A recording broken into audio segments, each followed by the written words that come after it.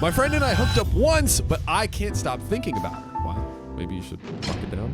So, a little backstory. We've been roommates for the past 3 years, and I consider her my best friend. We talk about everything, do everything together, and we know almost everything about each other. I've personally never had any legitimate same-sex experiences, and I don't believe she has either. Until now. By the way, this comes from I Hate PRP on the r/OK Storytime subreddit. Let's go. Peer pressure. Peer pressure. Is that?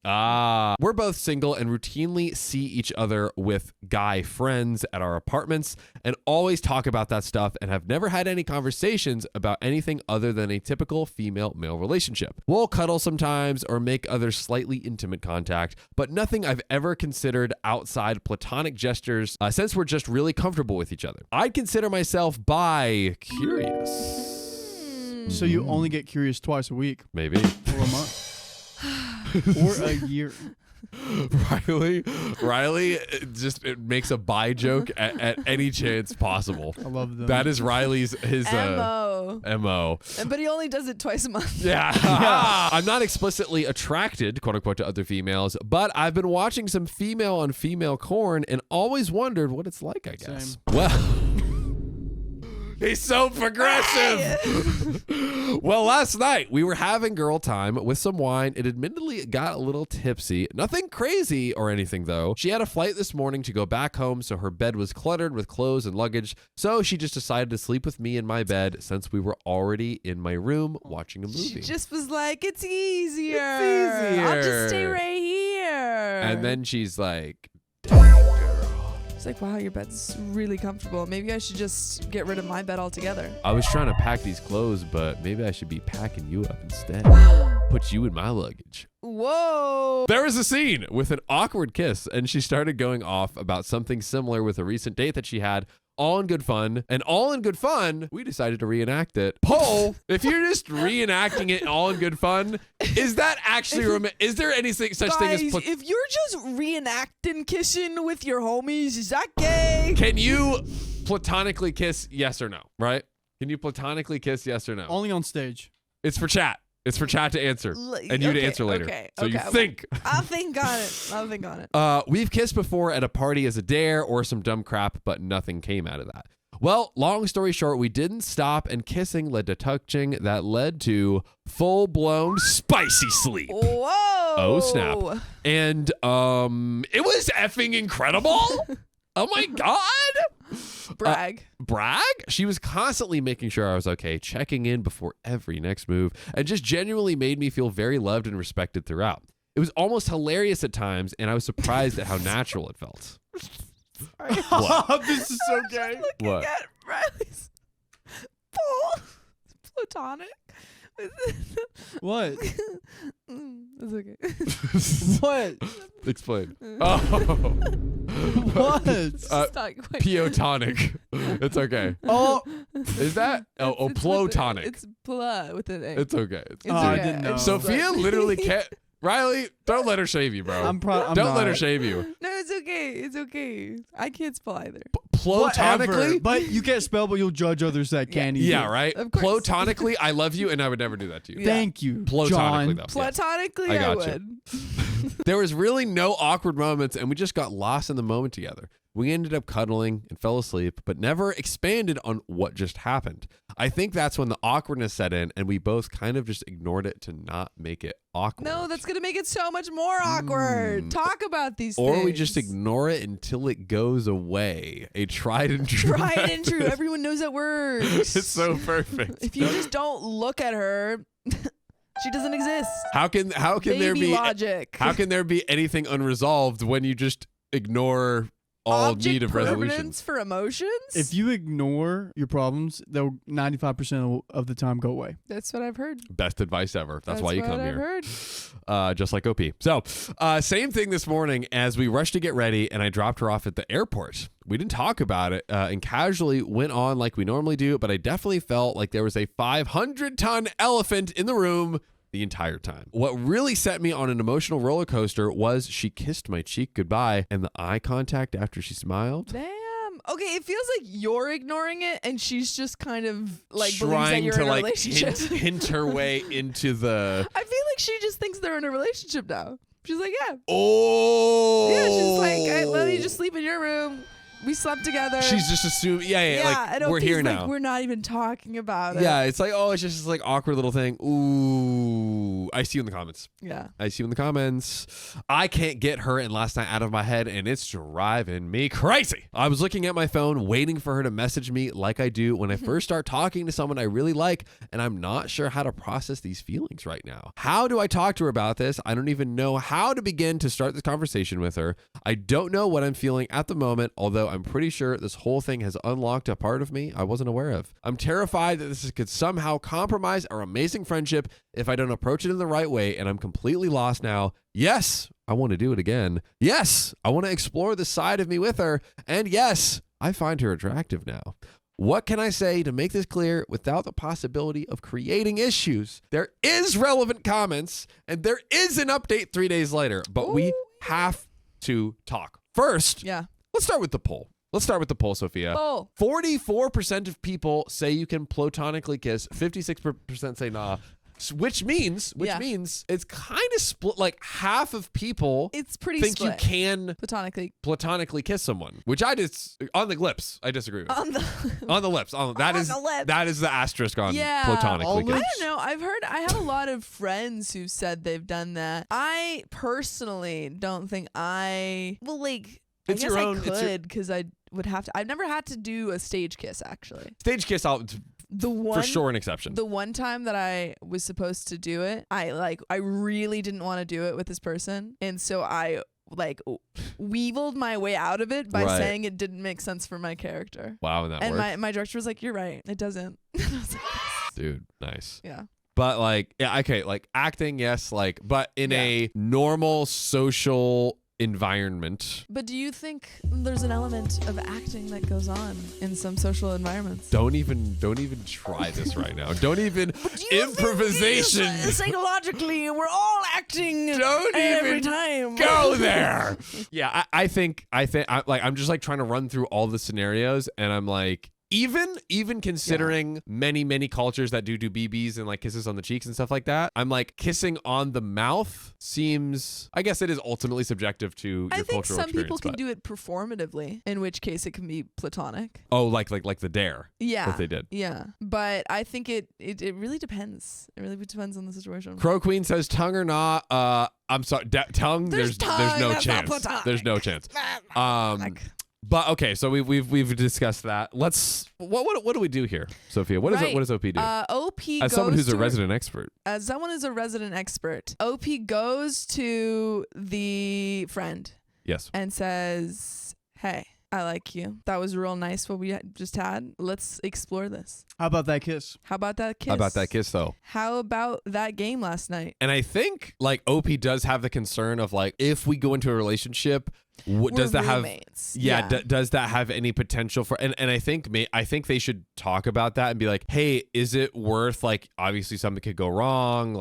Is it worth we try this out and see where it goes? And if they both feel hey, why not? Let's give it a shot. I do think that they've already kind of ripped off the seal already a little bit. They have, but they haven't decided. I feel like there hasn't been communication yet of what could happen. We could, we get in a relationship, then we have a bad, breakup, and then it's okay, now we're living together, and it's are we kind of maybe okay with that as a possibility, and this feels good, and we kind of want just basically kind of just checking in with each other to be like, hey, do you want to keep going to try? Do you want to keep going to try? Yep. Okay, let's do it. All right, let's go ahead. Just something as simple as that. I feel like. Yeah. I think that's what we need. I think so. I've known friends that were roommates and then became a couple. I know friends that were roommates and kind of became a couple, and it ended horribly.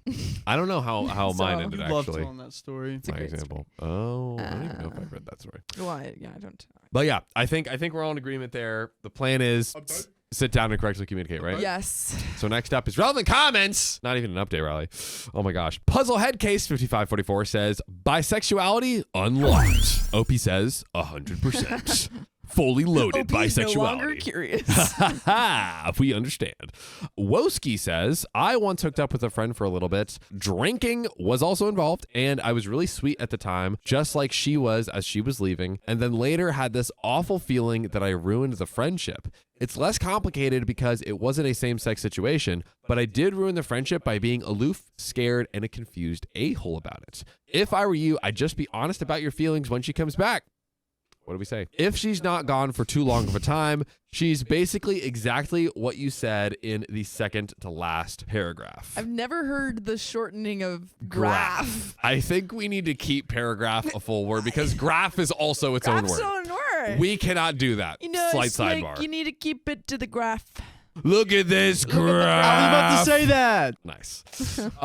You could do it on the phone too, depending on how long she's gone. But I think it would be better to be in person, and you're going to have to figure this out. Either way, since you are roommates, there's no way around. They can never just not talk about Yeah, this. you need to talk about it regardless of whether or not you're gonna get in a relationship. 100%. Because it's just gonna be weird if you It's live gonna together. be weird, bro. You're just gonna be like banging every night, questioning Like, every what are day. we? What are we? What are we? Opie responds, she's going to be gone for about 2 weeks. I agree that in person would be best considering our close relationship. I'm just afraid I'll go crazy waiting that long because this has taken such an emotional toll on me in the last 24 hours, dude. Give her a Opie call, can't even man. I forgot she was. freaking I wait. forgot she was going on a trip like the next day. Crazy, right? Oh, What you gotta timing? call her. Gotta Run call to the her. airport. Jump over the gate. And Ross it? Is that a thing? Ross it. She'll get arrested. Ross TSA would it. never.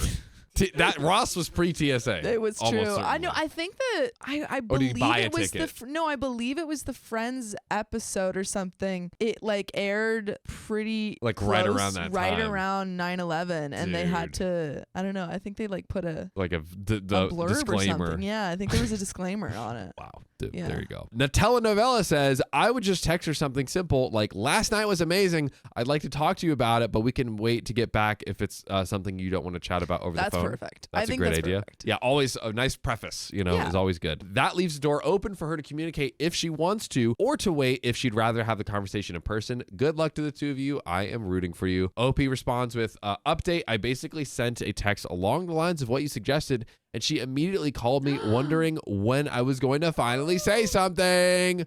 Boom. That's so exciting. We had a really good talk over the phone, and we're both basically on the same page that we want to give this a shot. Thank you. We have an update 3 days later. However, what's your predictions, Sophia? My predictions, Yeah, I your think they're going to get conspiracy together. theory. I think they're going to get together. They're going to fall in love.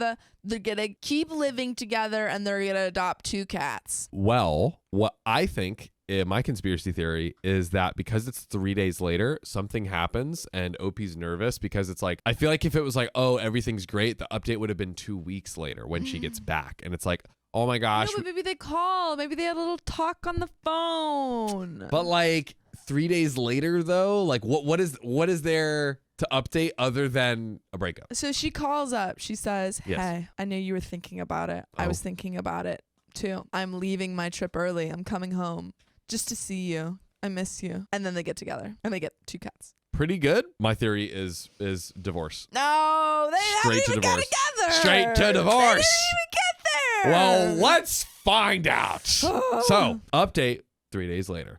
After getting some good advice on here, I just decided to go for it and message her directly about what happened and asked if she wanted to talk about it. She immediately called me on video chat, wondering when I was going to finally say something. We had a really good conversation about everything and kind of started diving into some personal feelings for each other that we either suppressed or ignored. Either way, we both came to the same conclusion, that we want to give this a try and see where it goes. I contemplated that this was possibly just a knee-jerk reaction to the feelings of lust or confusion after an intimate interaction. But Love.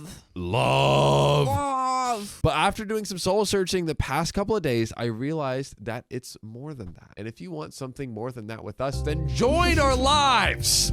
Every weekday at 3 p.m. PST. You can just tap our profile. You want to get intimate with us? We Just wanna- join our lives. Let's get down and dirty. Yep, and you don't even have to wrap it. Just tap it.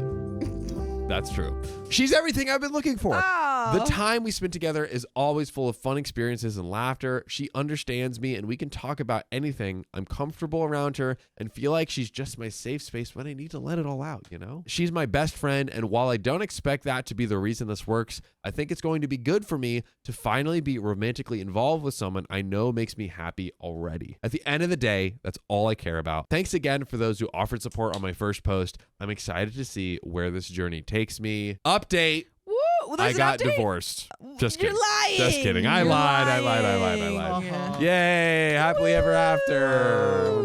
I love that we started this off nice. Right?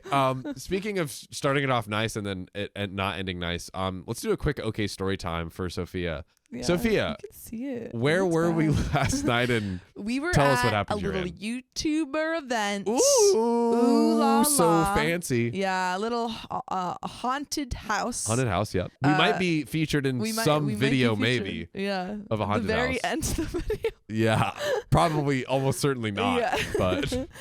But we were waiting there for a while to get into the haunted house. And so Sam, John, my boyfriend, and I were playing some little ninja. And they were so much more intense. Literally, they can were, I be honest? I yeah. was next to Sophia, and I was scared. I dialed it back because I'm like, I'm gonna hit her hand, and it's Yeah. gonna be too much. It's going to be too much. And Sam, who's not even next to me, he shouldn't even be attacking me. That's true, actually. He literally he releases all 100% of his power into this whack and whacks my hand so hard that my finger is still, I think it's really bruised. You can kind of see the difference Is it? Wait, no, we need side by side. side by side. Wait. So this is Yes, there you can go. see There we it. go. Yes. You can see how much fatter this part of the finger is. Yeah, don't.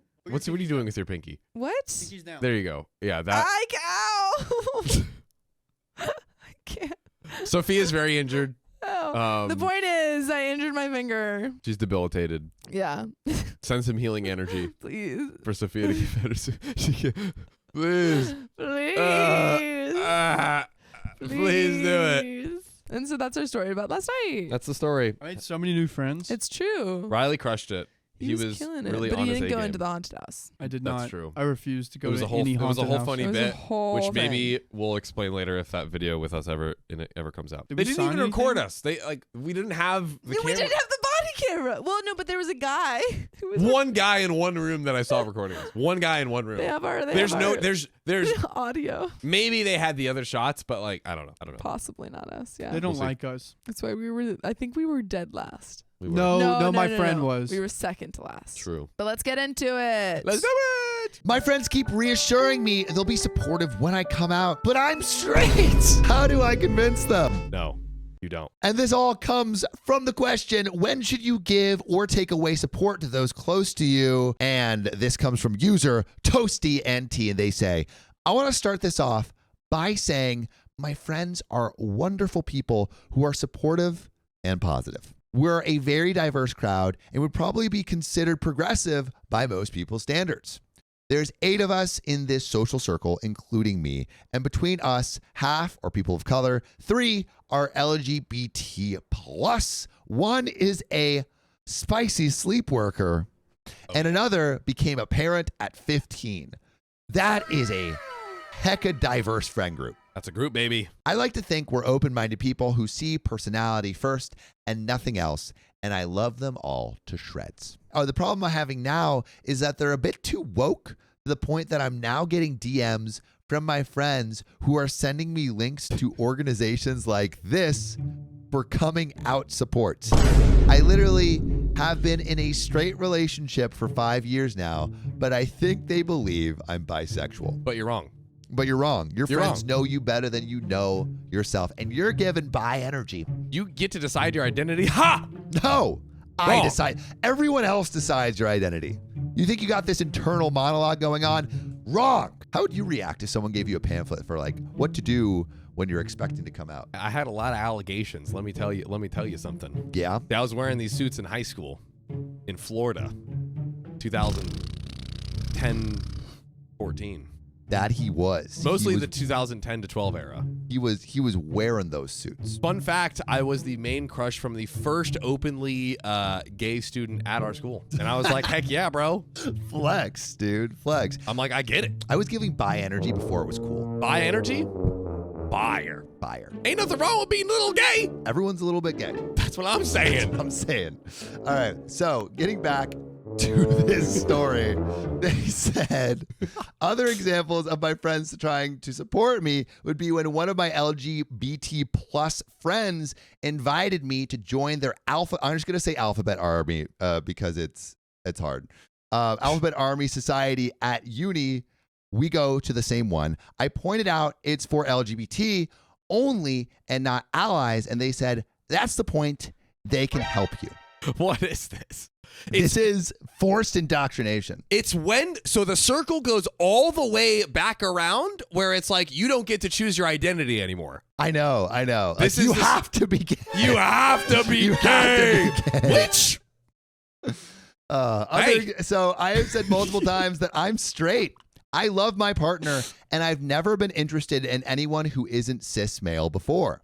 When I politely remind them of this, they keep quiet for a month or so, but then somehow it comes back again. Last Saturday, I'd have enough.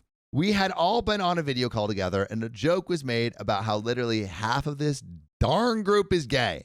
Half of 8 is 4. There are 3 who are gay, unless you count me. Everyone else is, so you have to. You have to be. I just outright asked why everyone was under the impression I was gay. I was fed up of not knowing how this started and why they weren't listening to me. Everything went so quiet, you could hear a pin drop. Finally, one of them said, it was my body language, my mannerisms, how I talk to women, and the way I dress. Once again, if being queer is not a monolith, if we're not all the same, then can OP not be how he wants to be?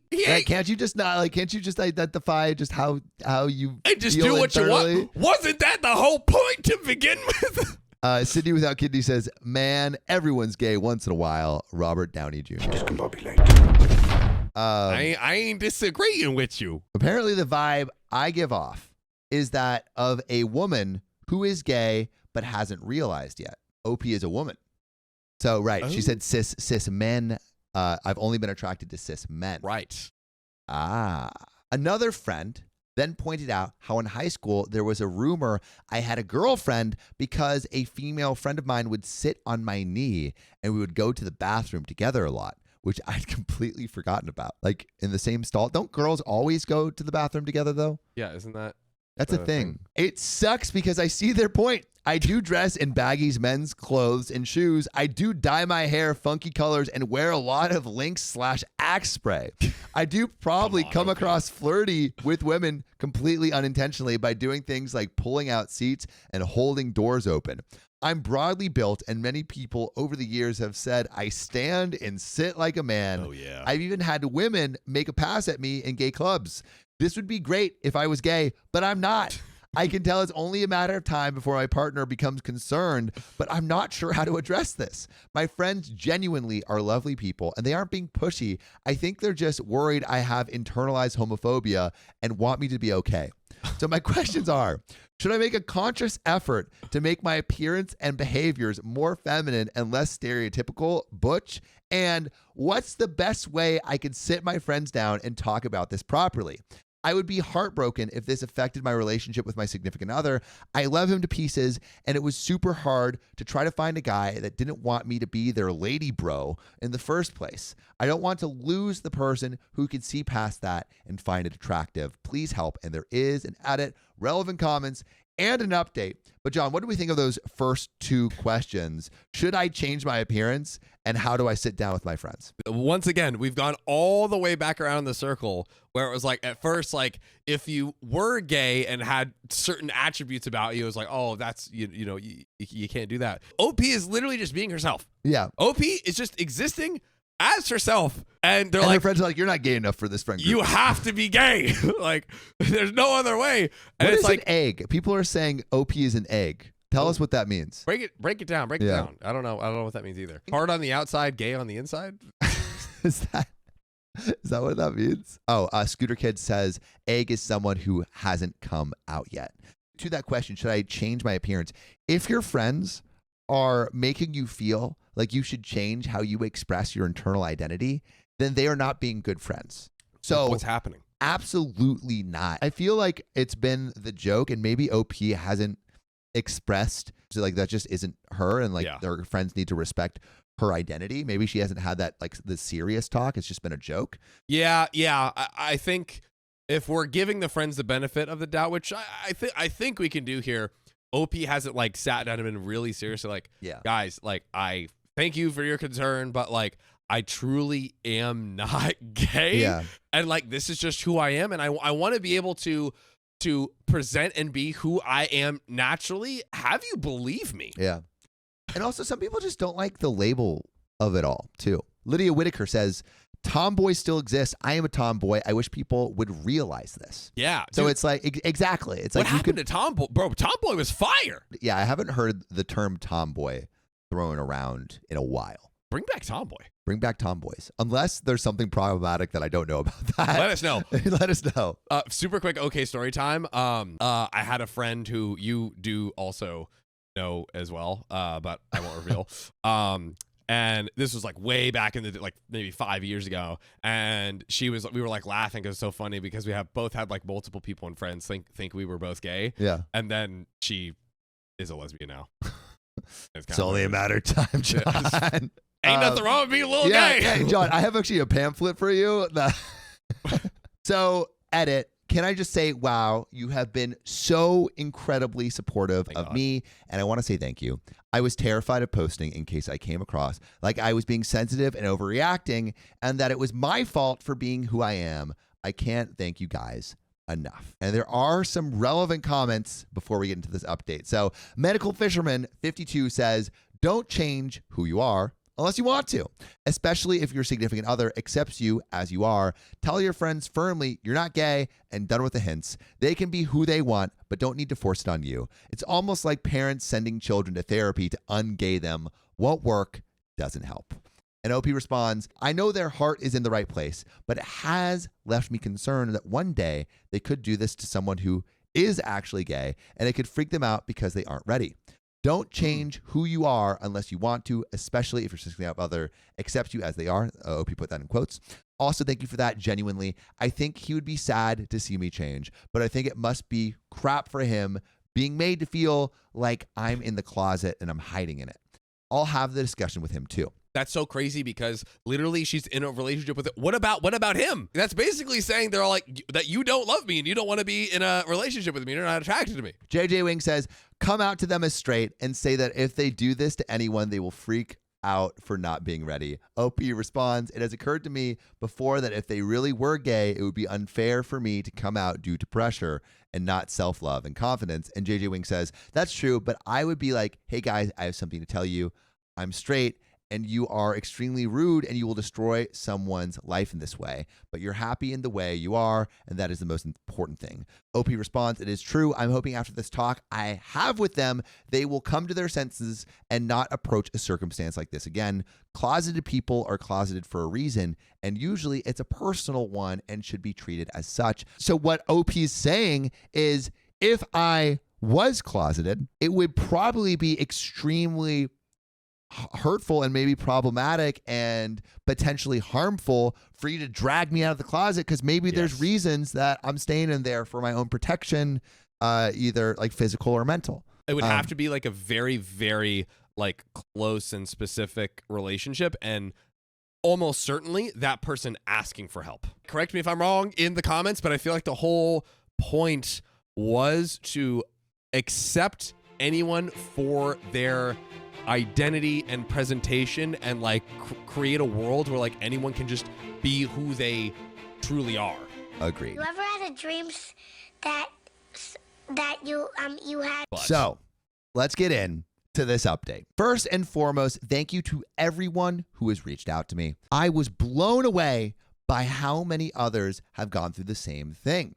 There was some wonderful advice in there, which I use going forward with my friends. So without any further ado, here is the updates. Let's freaking go. Yesterday, I managed to coax everyone into a group video call. I knew it would be awkward because one of my friends, B, came across my post on here and guessed it was me from my title and username. Oops. Apparently, having a unique situation and eating a toasty with a cup of tea for lunch every day makes it obvious. Oops.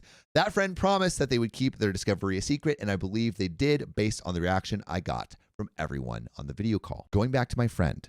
Upon finding my post, B immediately sent a message where they apologized for not defending me when they should have. They came across a specific chain of comments where I talk about how forcing people to come out has negative consequences. These comments hurt to read because unbeknownst to me, that happened to B's brother at the age of 14. He was too young and confused to deal with the heavy burden of being outed before he was ready, and as a result, he was thinking of unaliving for years. A friend snooped on his phone and found some male-on-male spicy video history, screenshotted it, and it all went downhill from there. I could tell they were truly sorry, so I accepted their apology without question. If you're reading this, you're an amazing sibling to your brother and a brilliant friend to me. Please don't be hard on yourself. All has since been forgotten with them. 1 down, 6 to go. God. Next, I messaged the group chat and asked if we could have a video call because I had something to say. This is where it gets awkward. When everyone's camera came on, I noticed that 4 of them had party poppers and 2 of those same 4 had pride flags. No. They were prepping for OP to come out.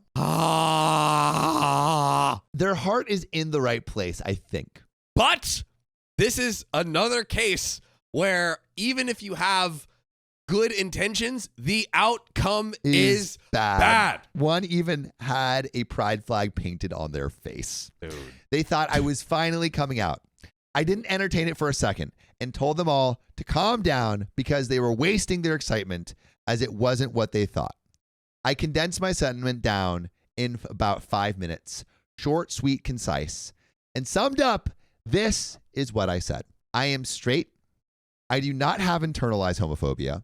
I really am just straight. I'm not bisexual nor a lesbian using my boyfriend to divert attention. 2, by invalidating my sexuality/romantic leanings, they invalidated my love for my partner, which is unfair. Saying someone is non-binary, trans, agender, etc. purely because of their interests, looks, and taste in clothes is harmful because it ironically forces the narrative that women are only really women when they're feminine, soft, and smell like roses, and vice versa for men.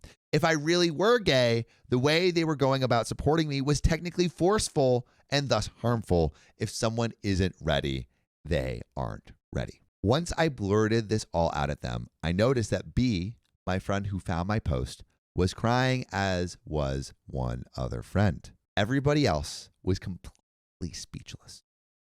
I said I love them all and that I'm still their friend, but I was going to end the call because I felt it was best that I let everything sink in and the rest was up to them, which I feel like is kind of good. Is like, don't let them just stew in that publicly. Just let them kind of go contextualize it, really let it sink in. And then probably what will happen is each of them will reach out individually like we did. Now, in my post, it became apparent that many of you felt my friends weren't great friends, but I'd like to think their reaction disproves this.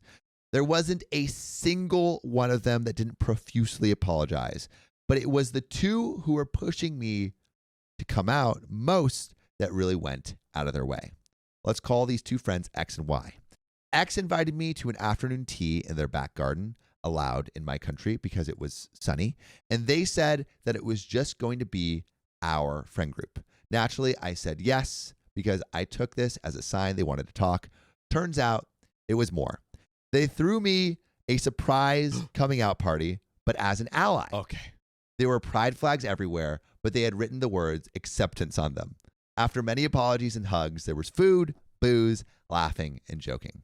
We had a giant water fight with water guns, water balloons loaded up on drunken enthusiasm. When the sun went down and it got cold, we bundled inside and watched She's the Man on DVD with mango sorbet, my effing favorite. I love my friends. They gave me the acceptance I was looking for, and I couldn't be happier. Why are your eyes being like that? I'm trying to figure it out. I feel like what happened was pretty good. Although having a coming out party could have backfired. Could have backfired. Yeah, it could have backfired. That was the like little nugget that I was like, OP Not sure took how it well, and like, but I feel like it ended well, and OP was like, "Oh, great," but it could have backfired. It does. It could have backfired, but also at the same time, it does tell me that they understand OP's sense of humor, and like it seemed like everyone enjoyed it, and it was a great time. Yeah, and exactly. It worked out, but yeah, there was a risk. But There was a risk. You know what? It worked out, so all's well then as well, I guess. And there is a PS, a TLDR, and a quick relevant comment that OP responded to. Ooh. So TLDR, everything is great. My friends, my relationship, my self-esteem, it's all good. We have a big happy friendship circle, and everyone pulled through with a big talk and boozy water fight. PS, I hope those of you reading this who are LGBT plus don't take offense to them throwing me the party, because I understand genuinely being LGBT plus and coming out isn't easy and is definitely not a joke. The reason they threw a party, I believe, is because I had thrown both X and Y a coming out party. I see this as an I accept you and you accept me sort of move. And one more relevant comment. Ludo1789 says, I'm so glad this turned out the way it did. It sounds like you do have good friends who had the best intentions in mind, but unconsciously acted in a damaging way. Bisexual woman here. And OP responds, thank you kindly. This is honestly the best way it could have gone. They really did have the best intentions. It just came out wrong. At least now they are aware it won't happen again. And that is where that story ends. Yep. But John, you want to switch chairs and get into this next story, or you go to the couch, I go up there? Let's do it. Am I the a-hole for realizing I'm the golden child? Turn yourself into the doo-doo child. The doo-doo child? Then you're really the a-hole. I wish I could realize I'm the golden child. Sophia's definitely the golden child. But I feel like you're both golden. I feel like I'm I'm climbing up. My stock is on the rise. Yeah. But these stories are all answering the question, how do you maintain good relationships with your siblings? And we're going to jump into this. But do you can find us live on YouTube every weekday at 3 p.m. PST? Every weekday. Come on, join us live. So this first story comes from Confident Cookie 241. And they say, I, 15 male, have an older sister, 16 female. Although we're only a year and a half apart, we're completely different. I'm very social and have never had trouble making friends. I love going out and playing sports. I hate studying. Nerds. We're so freaking cool, bro. So freaking cool. Too busy like hitting, I don't know, the playing with balls. Yeah, hitting the balls. But I hate studying. But despite that, I do well in school. And even though I'm considered the class clown, most teachers like me. I know a guy like this. I just have it. I just have it all. I just have it all. My sister, on the other hand, is very shy and introverted. She loves reading and studying, and she's one of the top students in her class with a 4.0 GPA. There you go. She has a small group of friends, but she almost never goes out with them. She just likes to stay in her room. Growing up, my sister was always jealous of me, always saying that our mom preferred me over her. Whenever we brought this up, our mom reassured us that she loved us equally. That's what they have to say. Ooh. Mom always told me to ignore my sister's comments, saying she was just jealous of me, which I feel like is not a good thing That's to say a terrible That's pretty, response. that's the worst response. She's just jealous because you are the golden child. You are the golden child. And you're your gold star for being such a golden child. So much more. Recently, our mom took us both to the clinic for a comprehensive psychological evaluation. You know, normal family-friendly stuff. What are these parents? This was mainly because my sister was stressed out about what she's going to study in college, and mom thought it would be good for me too. The evaluation included an IQ test, a personality test, a spatial vision test, a memory test, and others. My sister outperformed me in almost every aspect. She has an IQ of effing 140. What's the max again?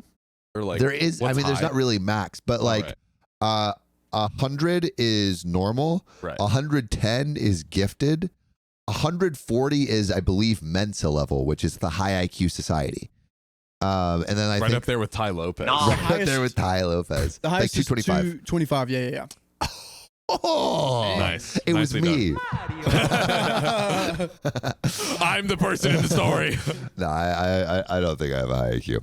The only test I scored slightly better in was the memory test. So OP's sister has an high IQ of 140, OP 122, which is still gifted. 122 is still good. Yeah. 120. I actually, Riley, after we finish this first bit, I want to hear about IQ distribution stuff.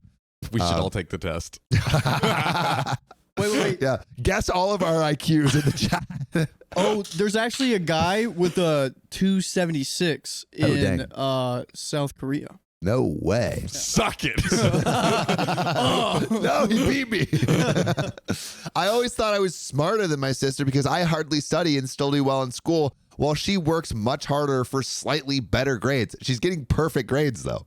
My mom was also surprised by my sister's results. We thought we didn't know she was that smart since she's very quiet, so it's harder to measure. However, last weekend, we watched some old home videos, and I was shocked. Almost every video featured me singing, dancing, talking to the camera, while there were hardly any of my sister. Sad. My mom said it was because my sister didn't like being in front of the camera, but she was only 1 to 4 years old in these videos. I also had 6 big birthday parties growing up, while my sister had only 3, despite being older. There's even no video of her middle school graduation, just a few photos. I started to think there's a lot of examples of my mom favoring me over my sister. There's receipts. That high IQ finally kicking in. Now I'm questioning everything. I feel embarrassed and don't want to talk to anyone I know about this. Yeah, just keep it to yourself. And all of Reddit. Oh. And all of this podcast. Yes, everybody and all of there. us. I also don't want to admit to my sister that she might have been right all along because I'm afraid she'll become insufferable. Classic.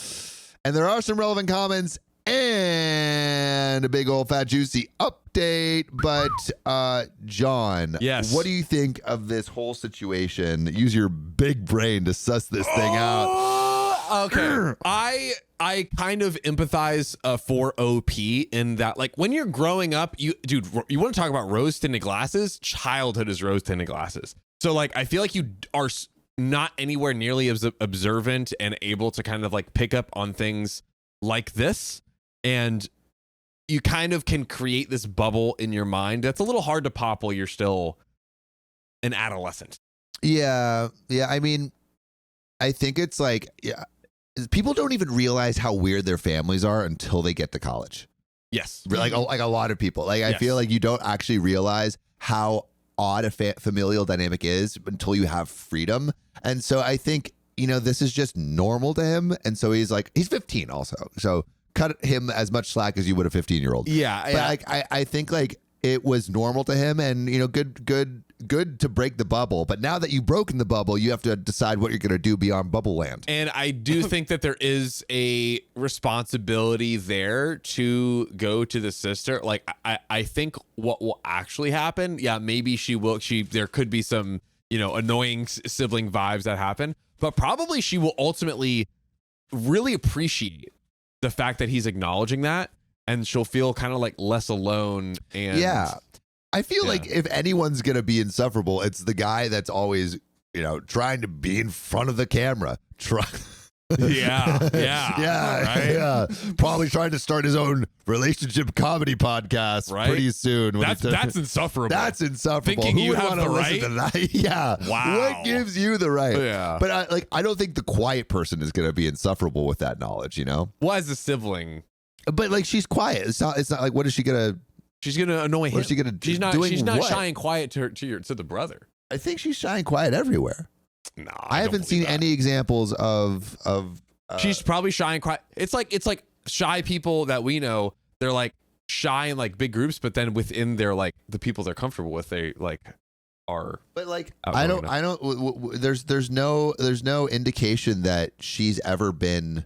Like, I will die on the hill that she will be not shy to her own brother. So you're saying you agree with OP that she'll be insufferable? Not insufferable, Damn, but that John. she will let her opinion. Wow. She's not shy. She is shy. She's not shy towards OP and her like people she knows. And what? I'm Like, dying on how this do you hill. know? I'm dying. Right, I know. fine. I'm All dying right. on this hill.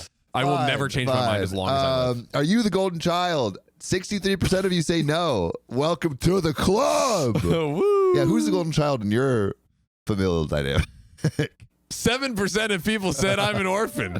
Look at that. That's crazy. Riley, That's who's the crazy golden child in information. your familial dynamic? Definitely not me. I moved to LA, so Yeah, dude. Really though? whoever owns the You're like sawmill. the trailblazer. Whoever. Yeah, I'm the trailblazer, but who's gonna take care of the sawmill? You could always go back when you're like 50 or something and like. Dude, by then I'll just have computer hands and a big head and tunnel vision. Because I've been sitting here all the time. Your hands a big head and tunnel. Where's the saw? That's amazing. Yeah, exactly. He's like hunched useless. over. Cannot compute wood. It is not computer.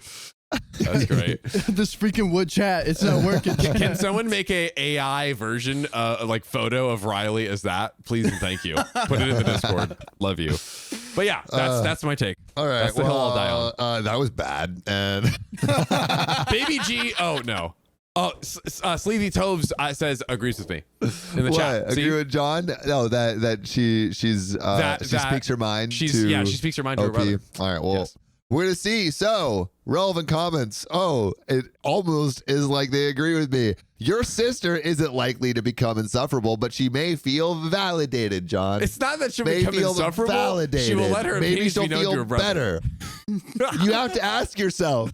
You have to ask yourself. If the roles were reversed, how would you feel? Great. Perhaps your sister isn't shy, but was given unspoken messages that she is not interesting or worthy of attention. You should tell her. I said that. That would make anyone introverted and have a hard time making You're just friends. reading aggressively to me like I don't agree with this. You don't have to atone for your mother's behavior, but you should make it a point to not allow it. Your mother saying your sister is jealous of you is terrible messaging and problematic parenting, something even John agreed with. Riley, put up a poll. Do you agree with John or not? Because look at the chat right now. Chat is sounding off for your boy. Sophia Callan, I Jan can't Digital, hear them. Belle Conkling. Everyone's sounding off right now. Your sister is a human being. She's not only going to be living under the same roof for a short time longer. It would be sad to let things continue as is and potentially miss out on a good relationship with your sibling. And there is a response from OP. Ooh. But do we want to read any comments from the John squad? I mean, everyone's just saying they agree with me. Dude, 86%. That's a lot. 86%. That's That's almost higher than my IQ. according to the comments as well. According to the comments. Jolly X Toaster says, my mom tells me I'm her favorite, but when I'm in the hospital for my life-threatening disease, she goes to parties, but when my sister needs her help, she's there right away. But Jolly are you Toasters. okay now? Let us know if you're okay. Are you My okay now? goodness. Because I hope you're okay. Yeah. And if you are okay now, I guess you didn't need to be there. Also, your mom does not sound like a cool person. Yeah, your mom does not Kind of sound. sounds whack. What? The mom? The mom sounds whack. Yeah, the mom sounds whack. That is definitely golden's child syndrome. But guess what? What? Jolly, you're the golden child of our little podcast That's community. right. So get riggedy wrecked. Hearts in the chat Mom. for Jolly Toasters. Yeah, hearts in the chat. Yeah. I hope your life is no longer threatened by disease. Me too. Me too. Me too. Me too. We had to be clear. Well, OP responds to this message. I love my sister, but she's already a bit insufferable. Whenever I do something and mom recognizes or compliments me, my sister insists it's not because I deserve it, but because I'm the golden kid. I never asked for my mom to treat us differently. If I could wave a wand and make her treat us equally, I would do it instantly. And also, something that we've heard a lot in these stories is when there is a golden child, it just causes resentment between the two kids. Totally. I'm worried that validating my sister's feelings will make her behavior even worse. And I'm already tired of it. And yes, I already talked to her about this. She just rolled her eyes. My mom should recognize and compliment her more rather than me less. I know I have to talk to her about my realization. I wrote in the post that I don't want to admit it to her because that's how I'm feeling. I have a good relationship with my sister, and I don't want her to feel less loved or unworthy. I'll try to talk to my mom too, but I know she'll just brush it off. And there is a bunch more relevant comments that I can speed through. But John, anything else to say? I mean, so what do you have to say for yourself? To be clear, he hasn't revealed yet that he sees and agrees that he is the golden child yet. But I almost feel like it would. I think it would make the sister hate the mom more for having that validation. But I think it would make them closer. I agree. It's like, hey, I'm on your team. To add context to what I'm saying, I could see her maybe sometimes being like, oh man, she's the favorite. But yeah, it's what you said. It's more, she'll be more disgruntled towards the mom, but then more appreciative towards OP. And I think that she'll be will gruntled towards OP. It will grow their relationship as siblings. Yeah. And 86% of people agree with me. Yeah, dude, that is high. That is high. Exactly.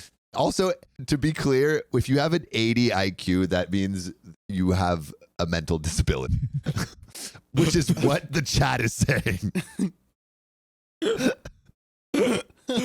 Oh my god! Like somewhat severe.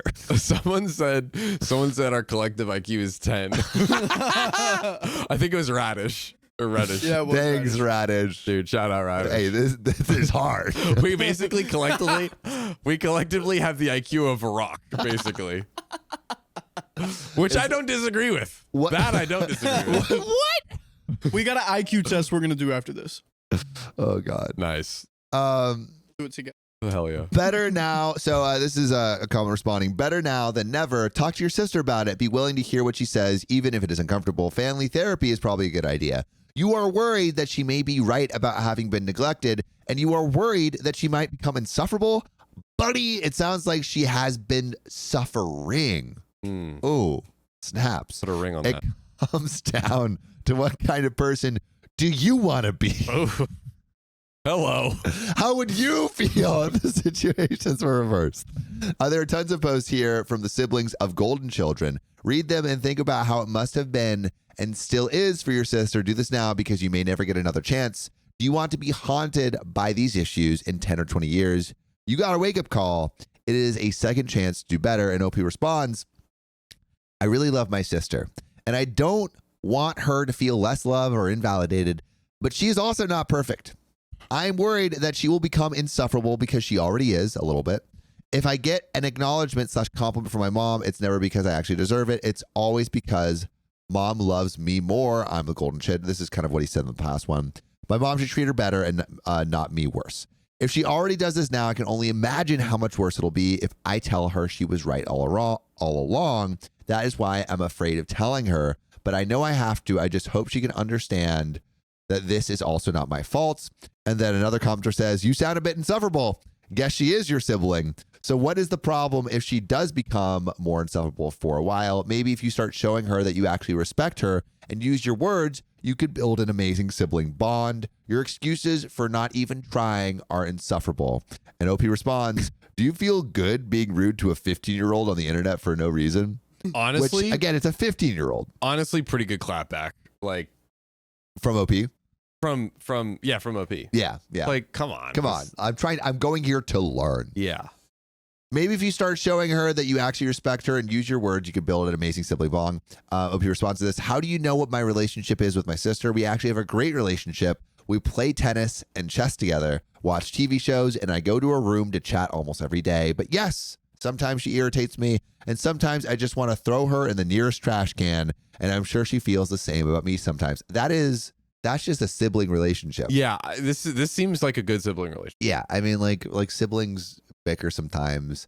Sometimes they don't put the CTAs in the. It happens in all the episodes. It happens, but we still love each other. And it's like, hey, I put it in the other episodes, but it's not on the one we need. But you know what? It's not 100% but that's just sometimes how it be.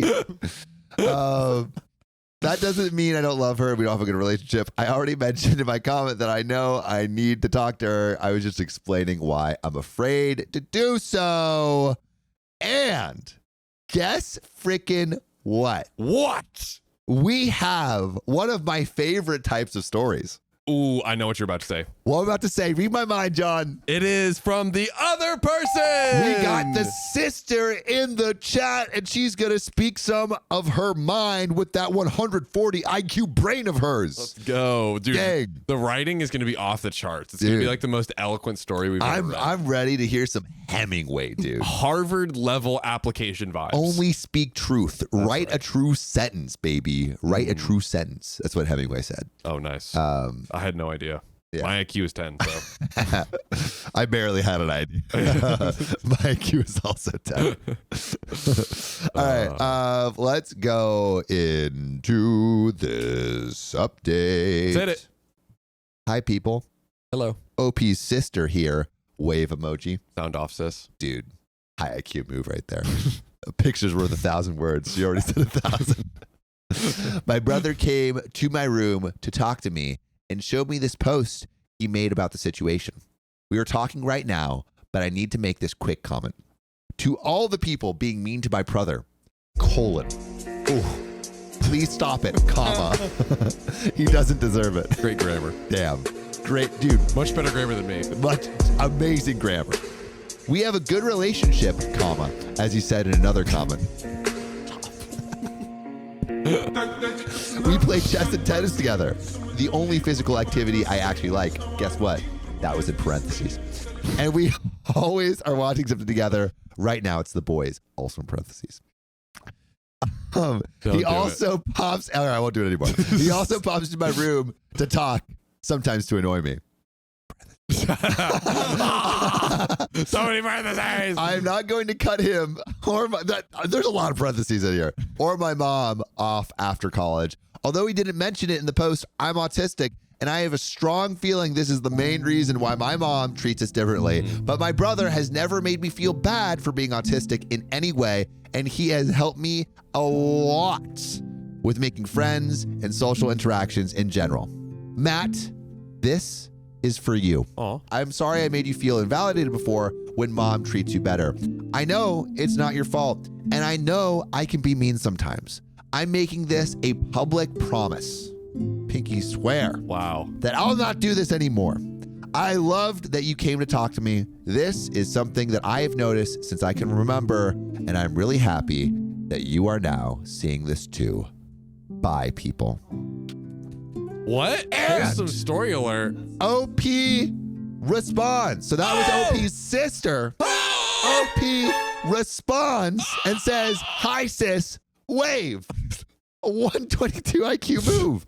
I will pretend I have not seen you write this comment in front of me right now, lol. But I also want to make a public promise that I will call out mom whenever I notice she's treating us differently. Also, if I don't notice, you are allowed to point it out to me in a polite way, in parentheses, and I won't be hurt by it, and we'll talk to mom when I have a chance. And that's where this story ends. But also, if you're watching this elsewhere, we're live right now. So tap our profile so you can come see us live. Come on in. And join in the fun. But yeah, that's where that story ends. Wow. Beautiful, wholesome story. Beautiful, wholesome story. I love it. John loves it. Riley, what do you think? I freaking love it. Riley freaking loves it. We're all in love. Super mature of both of them. And I think that they both had a really, like, they just had normal sibling dynamics. Like, sometimes we like rag on each other or whatever.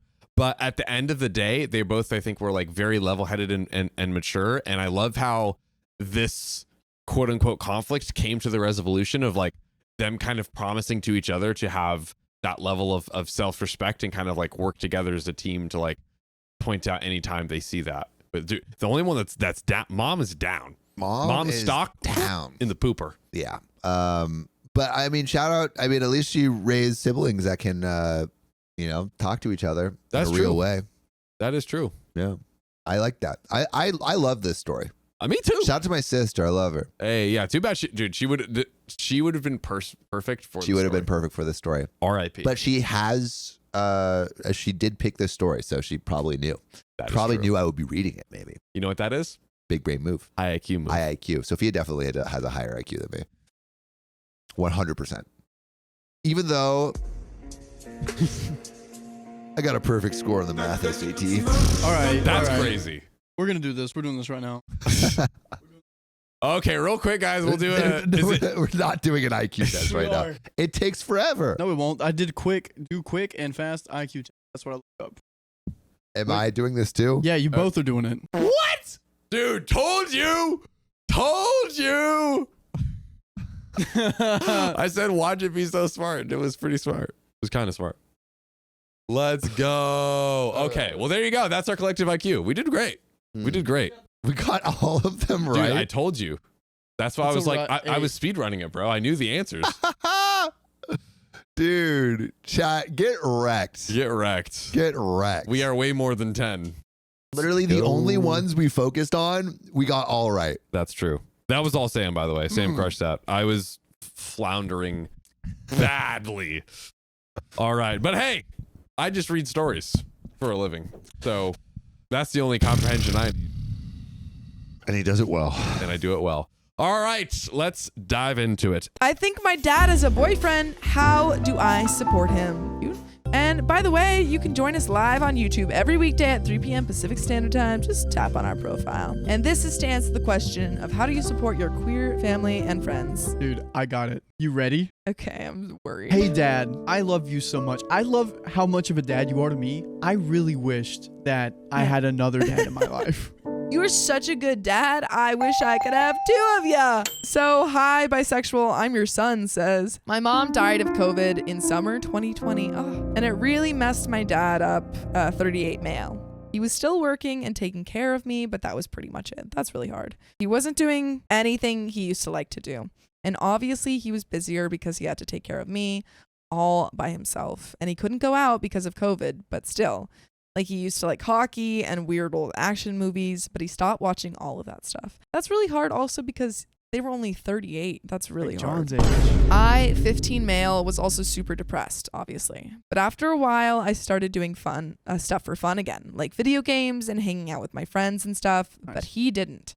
And when I was a kid, I didn't really think about it. But now that I'm older, I was worrying about him. Obviously, losing someone at any time is really hard, but definitely losing someone at 38.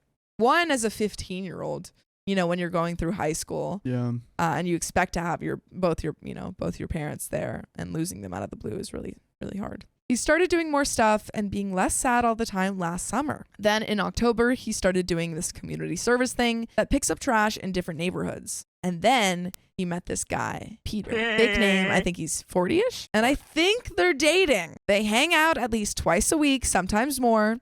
I stay at school until 8 3 times a week for robotics club, and my dad sees Peter at least one of those days every week. My dad used to talk about him all the time. He was always like, Peter said, or I was talking to Peter. And he doesn't talk about him that much anymore, but they text a lot, and my dad's always smiling at his phone. Cute. Whoa. And he started dressing nicer and getting his hair cut more often and stuff. And there's other stuff too. I just got a vibe from them. So I was like 90% sure they were dating, but thought maybe my dad was just excited to have a friend again.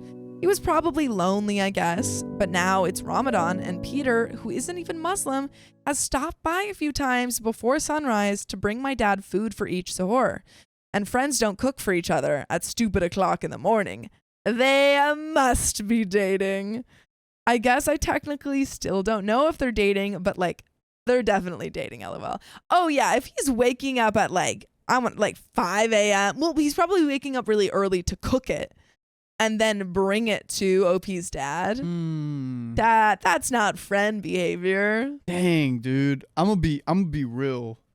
I had a moment like this with my buddy Rex. Where he was making you food at 5 in the morning? Well, we made each other breakfast and like spaghetti here and there, and I was always at his house. I did text him all the time, and we were always hanging out, and Yeah. like we always had a good time at his house like most of the time. And then like sometimes I feel like I went through a breakup because I'm not with him. No, I think that you can have very strong bonds with your friends, but these guys are definitely dating. Okay. So now I want to know how to get him to feel okay telling me. My dad never said he was bi. I don't know if he just didn't tell people or if Peter's the first guy he liked. He and my mom got together when he was 19, so he didn't have a ton of time to date guys before now. And I know he's okay with LGBT people. If I were gay, I wouldn't be afraid of telling him at all, but he was a teenager in the early 2000s when things were different, so maybe he's ashamed. There are some gay people at our mosque and it's cool, but I know some Muslims don't like gay people. I don't know what the mosque he went to as a kid was like. So maybe it's like he doesn't think it's okay for him to be bi, just other people. I don't know. And I also feel kind of weird about it, which isn't cool of me, I know, but I don't know. I mean, I think OP is taking this very maturely, especially because they are a 15-year-old who lost their mother. I think that it's completely normal for a teenager to feel mixed emotions about it. Yeah, you need to I don't get think time that to makes grieve. you. Yeah, I don't think that makes you a bad person. He took his wedding ring off a few months ago, which is part of why I started thinking he and Peter were dating. And I know my mom is dead and my dad's not actually that old, so it's not fair to think he can't ever date anyone else or get married again. And I want him to be happy and stuff, but it's also like he's supposed to be married to my mom, you know? Peter's okay, but he's not my mom. And not gonna lie, it's kind of weird that he's dating a man who isn't Muslim. I'm barely Muslim now. I pray with my dad, but I don't think I really believe anymore, and I'm not really fasting. But being Muslim is important to my dad. What if dating someone who isn't Muslim makes him stop being Muslim too? But also, it might be weird if he dated a Muslim woman, because then it'd be like a replacement for mom. So how do I support my dad and make him feel like it's okay to come out? And how do I deal with my own crap and not make him feel bad? I think ideally you should find a therapist if your, if you're able to, and you're able to afford that. I think talking to someone else about these feelings is really helpful. I don't think that Opie's dad has done anything wrong. Like, it doesn't seem like it's a fast time to move on. But I think for a kid, it does. It's always got to feel fast. Because it's like you're placing mom. Georgia Cooper says, let yourself feel things without guilt or shame. OP's dad is going through something unimaginable. Dub Sam 2023 says, this post alone shows that both your parents did a great job in raising you. I'm sorry for the loss of your mom. You're a wonderful, empathetic son. Honestly, I think I would make him comfortable talking about dating. Mention that you noticed that he took his ring off and go from there. If he's ready to share it with you, great. If not, give him time, which I think that's a good answer. It's absolutely okay to feel the way you feel about your dad being married to your mom. Nobody will ever take your place. Loving somebody new does not take away from the love that one still has for the person that was lost. The love that your dad has for your mom doesn't get smaller when there's new love for a new person. Love only adds. It doesn't take away. That's the beauty of it. As for Peter not being Muslim, that's something that they have to work out among themselves. And Avita Donamart says, bless you, you're a good human and a wonderful son. Just give him a hug and tell him I love you just the way you are. And if you love someone, I will try my best to love him too. He will understand. You're amazing. And there is an update, but this is really sweet so far. Yeah, that's very encouraging. This actually happened like 2 weeks ago, but I don't need advice, I don't think. So I didn't post anything. But then I remembered some of you seem kind of invested in my dad's love life, so here we go. I was thinking a lot about everything with my dad and how to talk to him and how to deal with the way I feel about everything without making my dad feel bad or like I'm the main character and he has to do what I want or anything. And I guess I was acting weird because my dad asked me if I was okay. And I said that he wasn't wearing his wedding ring anymore. So he asked me if that upset me and I said, kinda. Because it wasn't like he just took it off when mom died and he wasn't married anymore. He kept wearing it then. But then he took it off now, so he feels different now, I guess. And I was afraid he didn't care anymore. Because I don't want him to be sad all the time anymore. But I do kind of want him to still be a little sad maybe, which I know isn't cool of me, but I am still a little sad. I think that it's okay to always be a little bit sad about losing someone that you love. I think the pain gets, easier to manage as time goes on, but I don't think it ever goes away because I don't think your love ever goes away for that person. Then my dad got quiet for a while and then he apologized that he'd made me feel like he didn't care about my mom anymore and that he'd been handling things badly since she died. He said that he still loves my mom and everything, but that he loved her different now. And he has been acting like it was the same, which is why he was sad all the time. But then he accepted that even though he still loved her and she was still his wife, it was different. And he felt better, but then looking at his wedding ring made him really upset. I don't know, he explained it really well, but I think it sounds dumb the way I wrote. But it made sense when he said it, because she's still my mom and I still love her, but obviously she's not my mom the way she was when she was there all the time. Then he asked me if I wanted their wedding rings. He said he'd been holding on to my mom's for me when I got older, And he figured I was old enough now to be responsible with it and not lose it. So we got a chain for me to put them on, and I wore both their wedding rings on my neck. Anyway, since we were talking about it, I wanted to say something about how my dad is dating Peter. I know some of you said that maybe they were just friends, but if you were in my house and you saw the way my dad talks about him, you would not think that. I haven't spent a lot of time with Peter or anything, but I have been around him and my dad together, and they are not just friends, LOL. So I told my dad that I wouldn't be mad or upset if he dated someone else. It would be okay. He shouldn't be alone forever, and he said it meant a lot that I said that. Then I said that Peter seems cool. This is so sweet.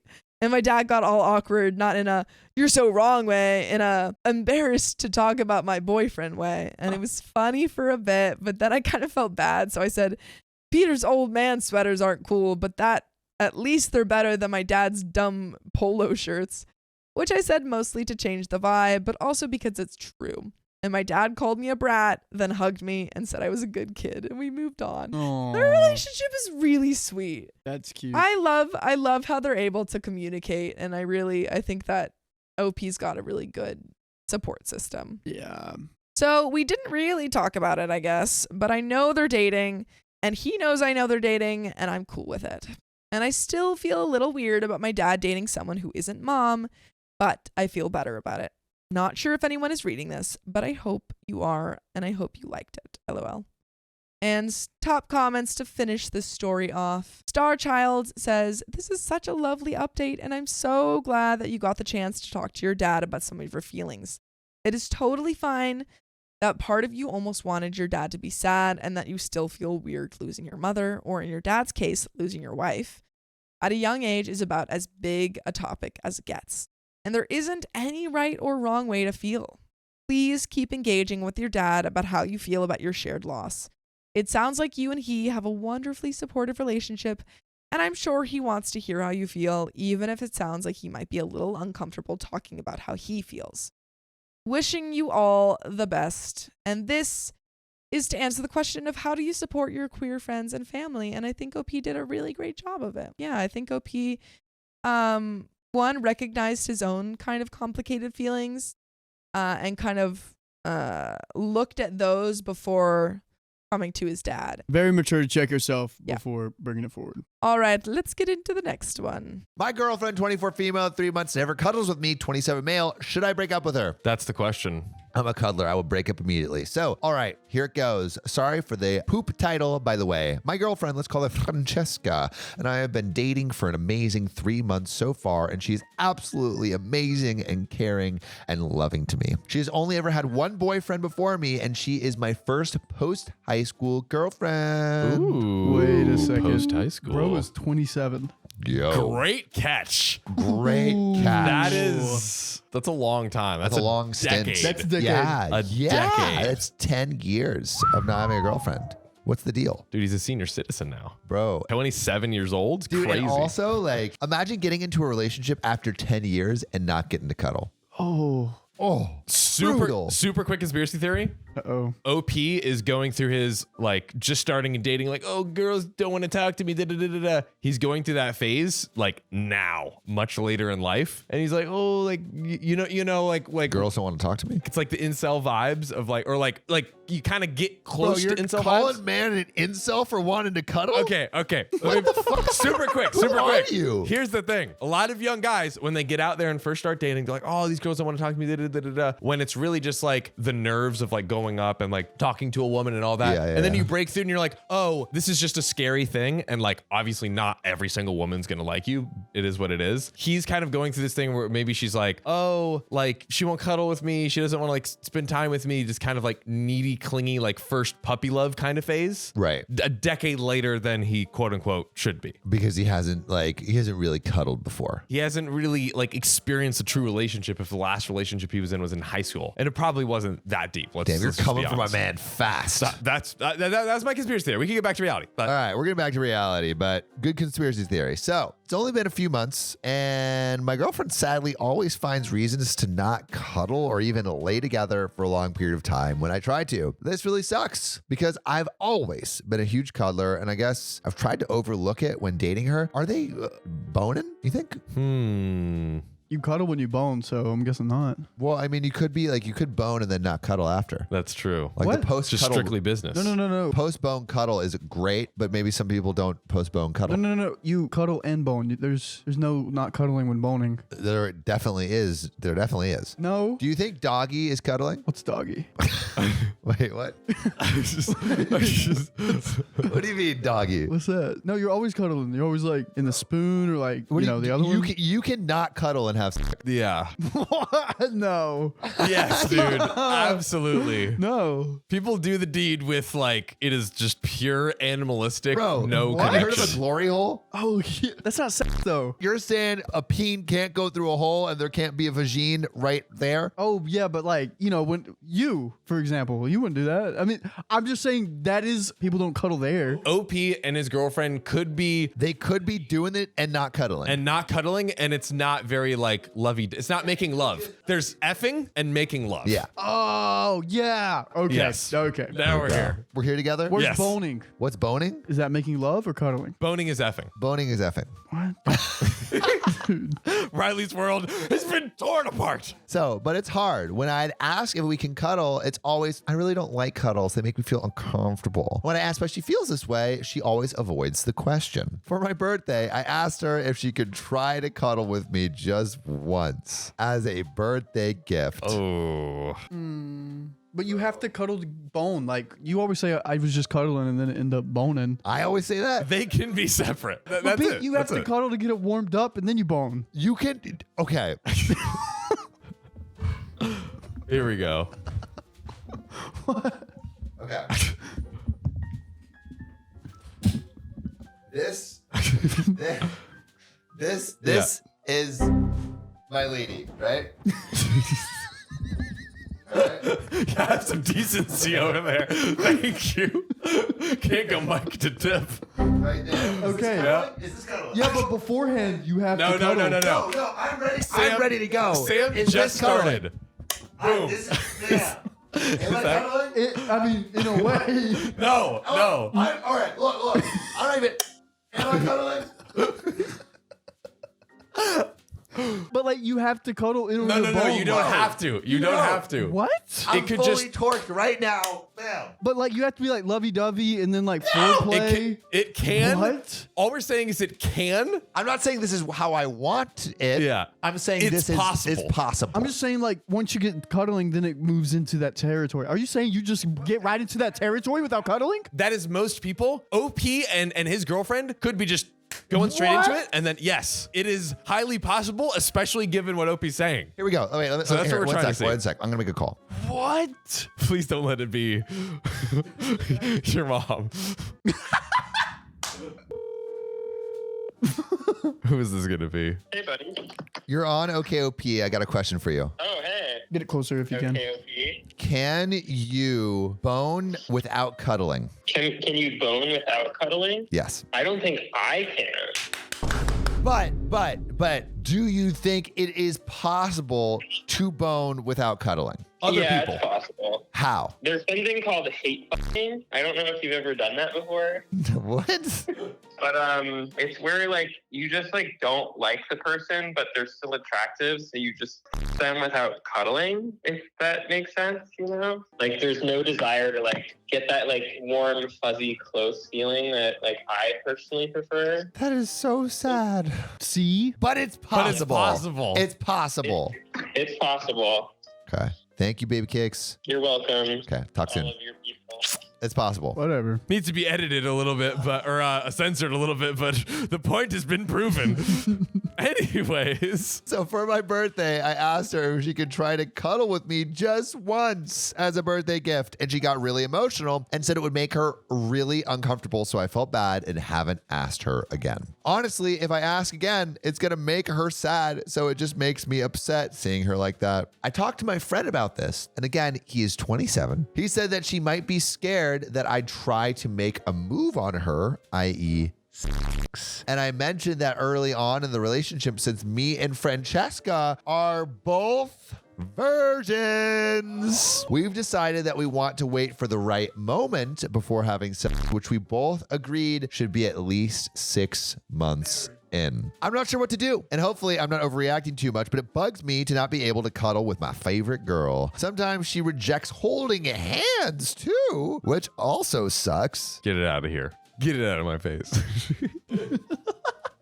Yeah, that's crazy. That's crazy. It sounds like she has problems with intimacy, which may not change at 6 months. Feels like there's something below the surface that you have to work out. Ooh. She would hold my hand for a minute or so and then let go. I've talked about this with her too, and she said it makes her feel bad when I make her feel like she's not good enough because she doesn't cuddle and hold my hand. Do you guys kiss? How dare you suggest that? Like, how dare you? What is this relationship right now? We simply get together in separate rooms and we enjoy silence together, and that is it.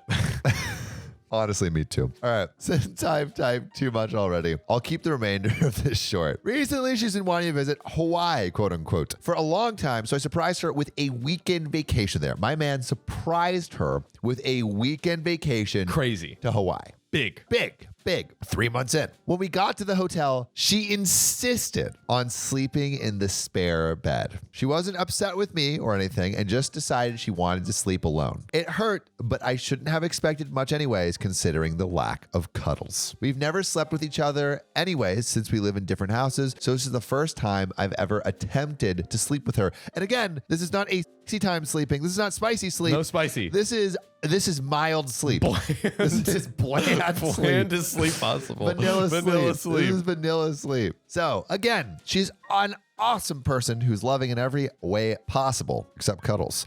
I've questioned my BO, body odor, but I don't believe it's that, considering she likes spending time with me otherwise. I never knew someone would hate cuddles, but she's the one, and I'm not sure what to do. Thanks in advance, y'all. TLDR, girlfriend never wants to cuddle and didn't want to sleep with me at our vacation hotel. And giggity, guess what, John? What? There is a thick, juicy, update. Oh, God. Coming directly into your ear holes to a theater near you. But John. Yes. My man needs some advice. What should he do? He's not getting his cuddles. I think that, oh man, there could be a lot of things happening here. The girlfriend maybe is like, maybe not asexual, but maybe just doesn't like enjoy affection in that way. Could be conscious or not of that. But I think that he's just like so new to relationships. And he said like, she's loves me and is perfect in other ways other than this in a 3-month relationship. So I'm just kind of getting, he's like kind of new to dating, and he's new on the block. And you know, hey, maybe at 6 months things will change. You know? Magic. Yeah, maybe it'll be magic. You're still early on in the relationship. It's only 3 months in. Also, 3 months in, getting a vacation to Hawaii is a lot. It's a lot. It's a lot. Yeah. It's a lot. Could be kind of overwhelming for the girlfriend. It could. And I would understand that. I once took a girl on a second date to North Carolina. A bit overwhelming. Probably not the best second date idea. Do I regret it? No. But I think pace yourself. You know, if it was me, cuddling's pretty important to me. I think I would probably, if I was in OP's shoes, I would probably break it off. Would you? Yeah. But perfect in every way. She a 10, but she don't like the cuddle. I do not think she's actually a 10. I think he's like, I'm finally in a relationship, and just because I'm in a relationship, she's a 10. Dang. Snaps. I agree with that. Would you rather take a girl on a trip 3 months in or say I love you? As a friend? No, just say I love you. Also, life is too short to not tell someone that you love them. Honestly, I mean, fuck it. I'm just going to do it. I don't care. Whatever. I feel that way. I love the energy. I love the energy. Yeah, you guys let me know if it's too soon. Put in the comments below. Hopefully she doesn't see this one. I doubt she will. There we go. She only watches lives. Okay. Riley just pulled up a list of 25 synonyms for ear holes. Audio inlets, Sound tunnels, tattletooth, whisper dishes. That's amazing. guffaw gates. Giggle canals, Gossip crates. noise nooks. That's great. Would I rather say I would rather take someone to Hawaii than Yeah. Then tell them that you love them. but I've also said I love you in a month or two. So it won't be the first time. I say quick. Yeah. You could say it. You can, of course. It's just Of course whatever you can say it. feel. Yeah. All right, here's a question.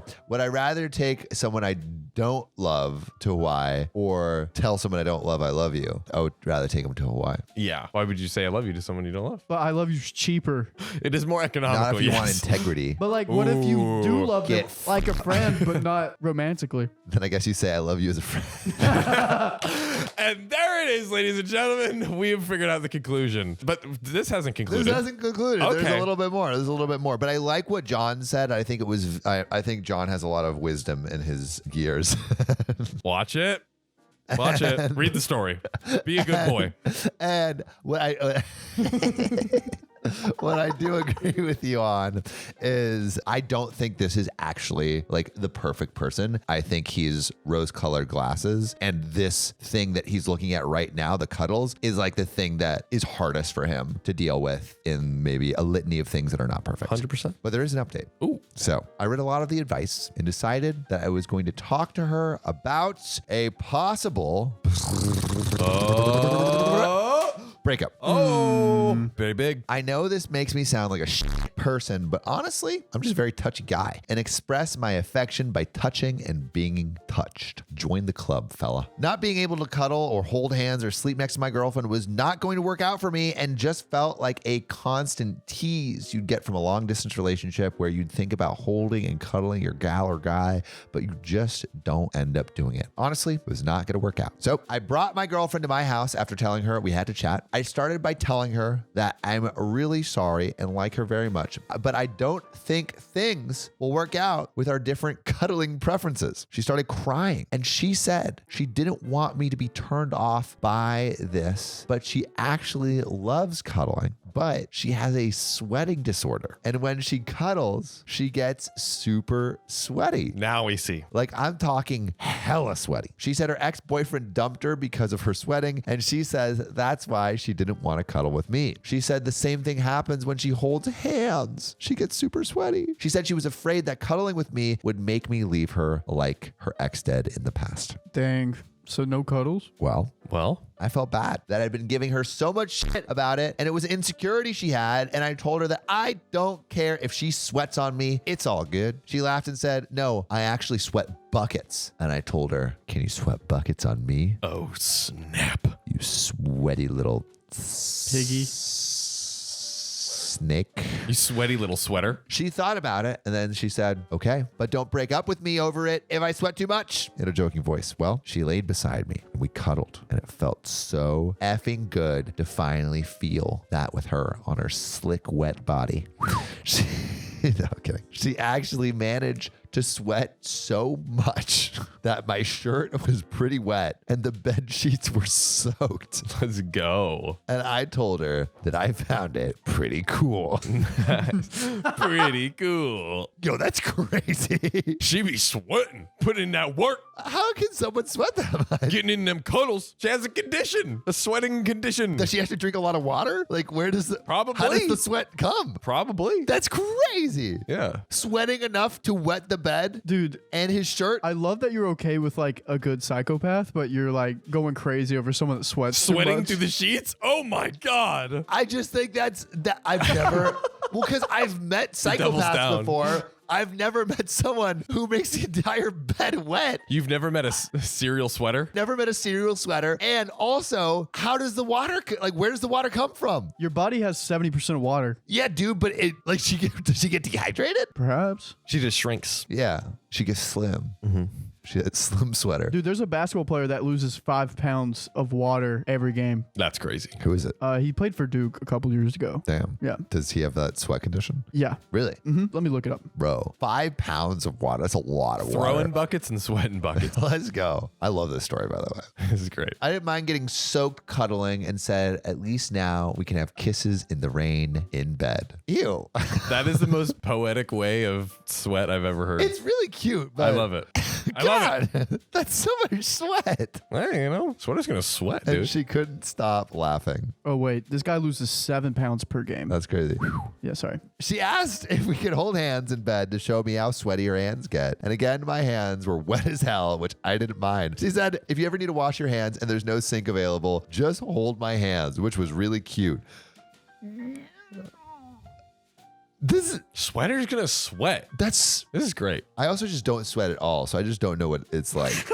I just don't sweat at all. I just freaking working so hard, but nothing comes out. I don't sweat that much. Even when I run, I don't sweat that much. Wow, tell me you're fit without telling me you're fit. It's been an amazing day, and I'm really happy things worked out. It is cute. It is cute. Yeah. But if someone...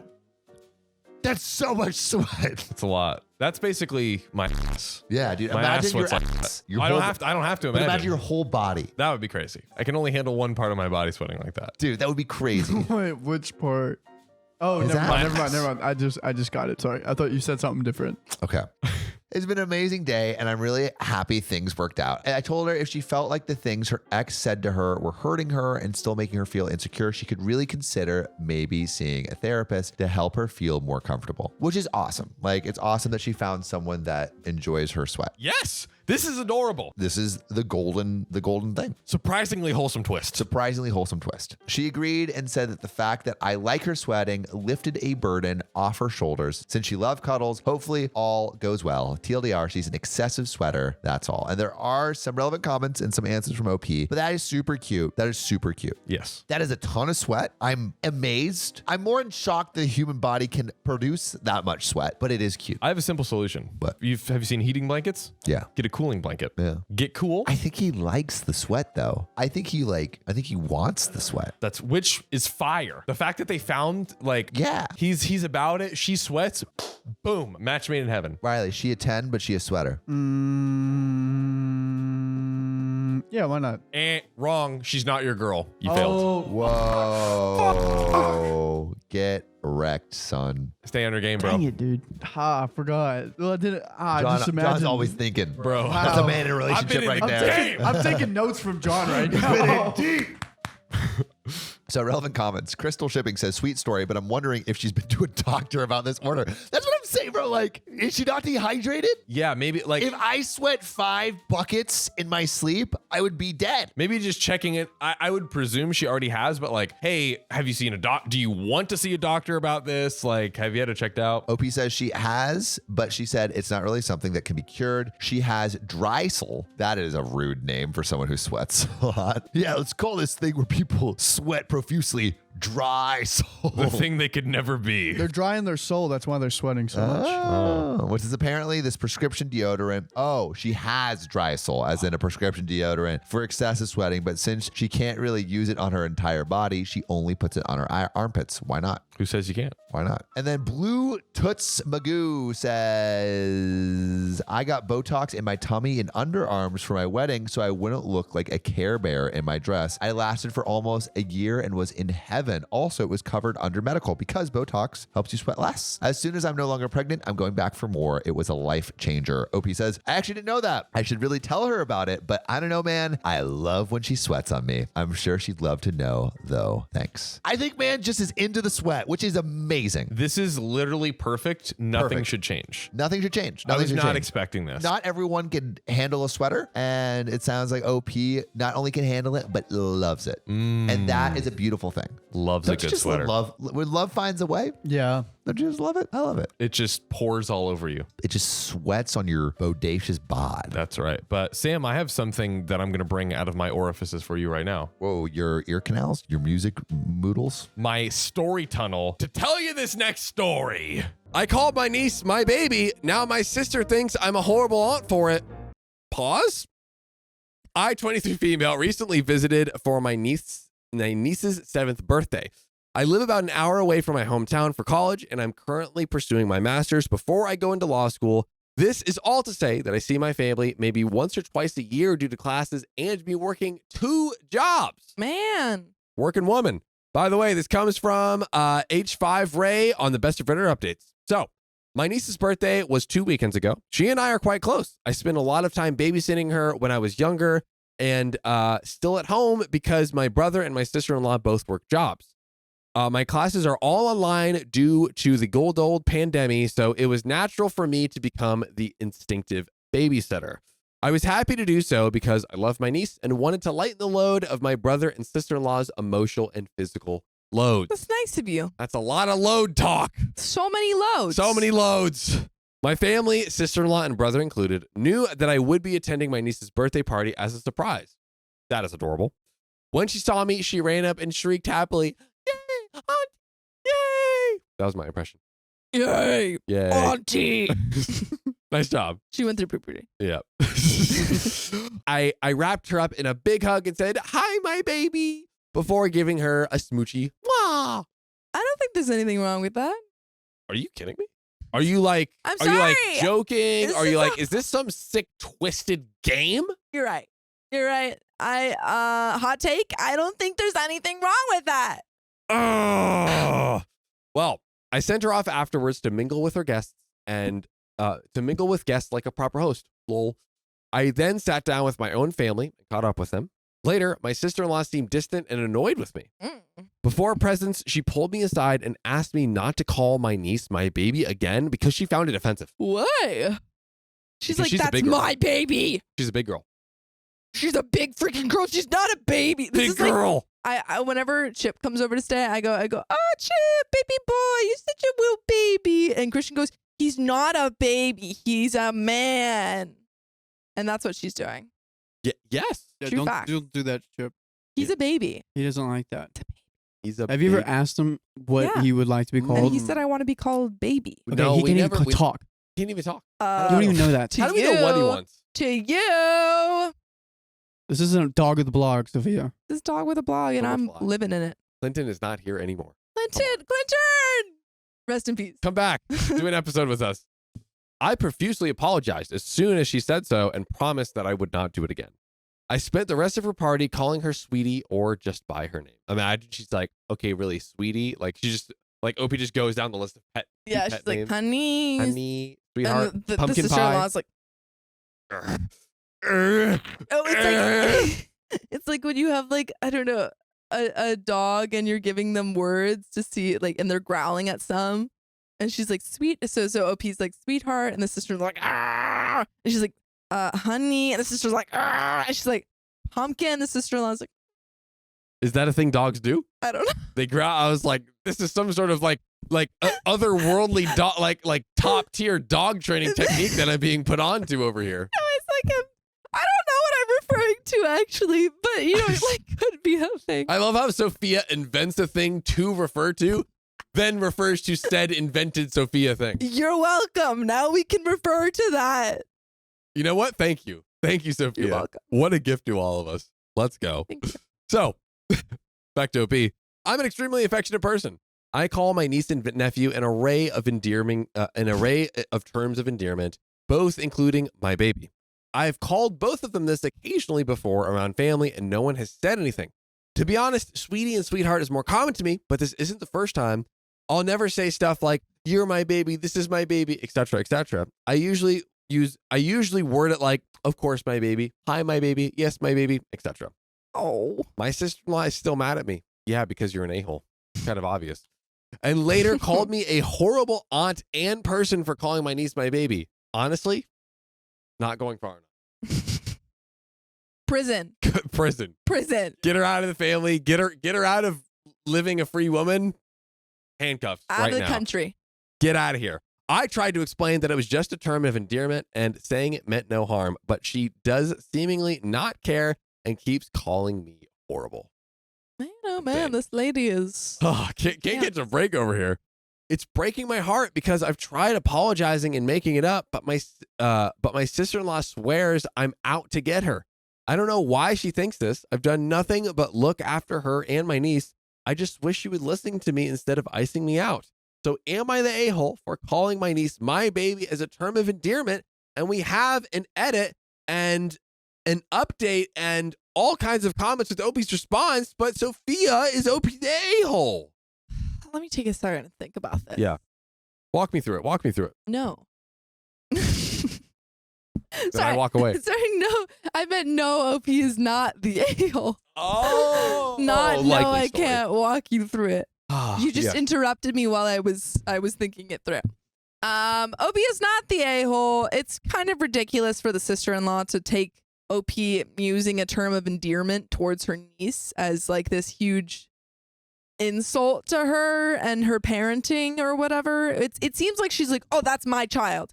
You're trying to take my child and stuff. Because we see, we do see some Reddit stories where mother-in-laws or sister-in-laws are like getting a little bit too attached and overbearing. But that is not the case here. She's just being a good aunt.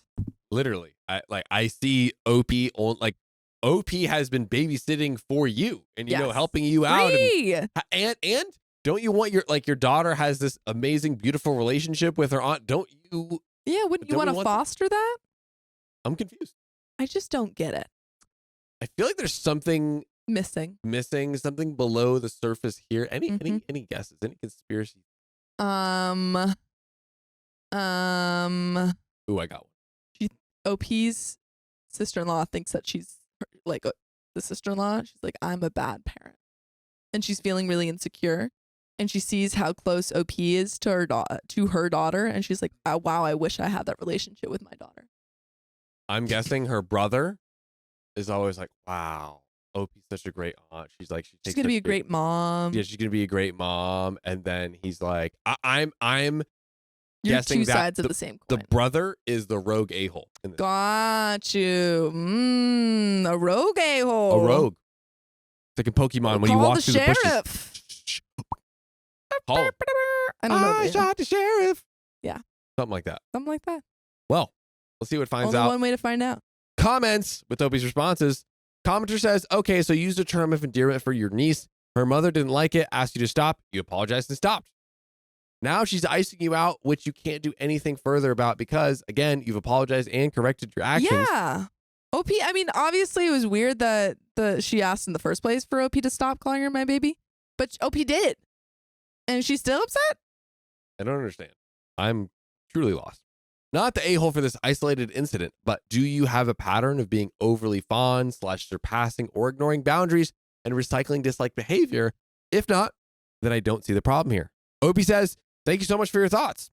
I do not have a pattern of ignoring boundaries whatsoever. I'm kind of the most communicative one in the family. I'm kind of the most humble person I know. I mean, some people might struggle with that. Not me. Opie seems like a great person, but I couldn't help pass up on the opportunity.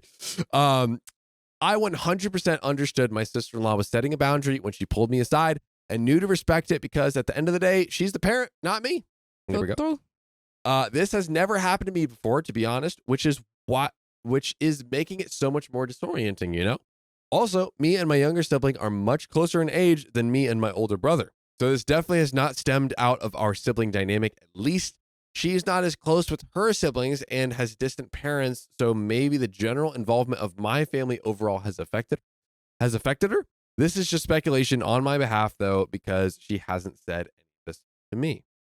Another commenter says, you say your niece is 7 and you are 23. So how long has it been since you have gone off to college? And how much time did you spend together? I'm not saying that you've done anything wrong because you haven't. When called out, you apologized and corrected. What I am suggesting that is if you babysat regularly for long periods of time, there's a chance your niece has been missing you more now that you've gone and she has missed your sister-in-law, her mother, and there could be more of a chance of you saying my baby triggered some jealousy and resentment from your sister-in-law, which is kind of what we were theorizing before. Like sometimes how kids are closer to their nannies than their workaholic parents who don't even know their favorite food. I chose an extreme example to make that explanation easier, if that helps. OP responds to this saying, so I've been away for coming up on 3 years now. When my niece was an infant, my sister-in-law and brother actually lived with us for a little over a year, and I babysat for her almost daily while they worked. When they moved out, I saw her about once or twice every weekend because my brother and sister-in-law would visit then. I still talk to my family/niece about once a week, and I do have time where I talk to my niece on FaceTime because she takes my brother and sister-in-law's phone to chat with me. Lol. Also adorable. Aw, There's so many adorable things here. so cute. This could be so cute, but where did we go? Go.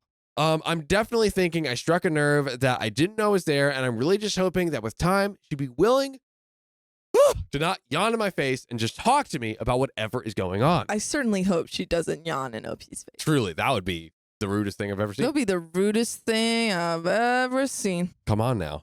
Show some GD respect. Mm-hmm. But another commenter says, and this will be our last comment here, you're saying this because she's a child that you love.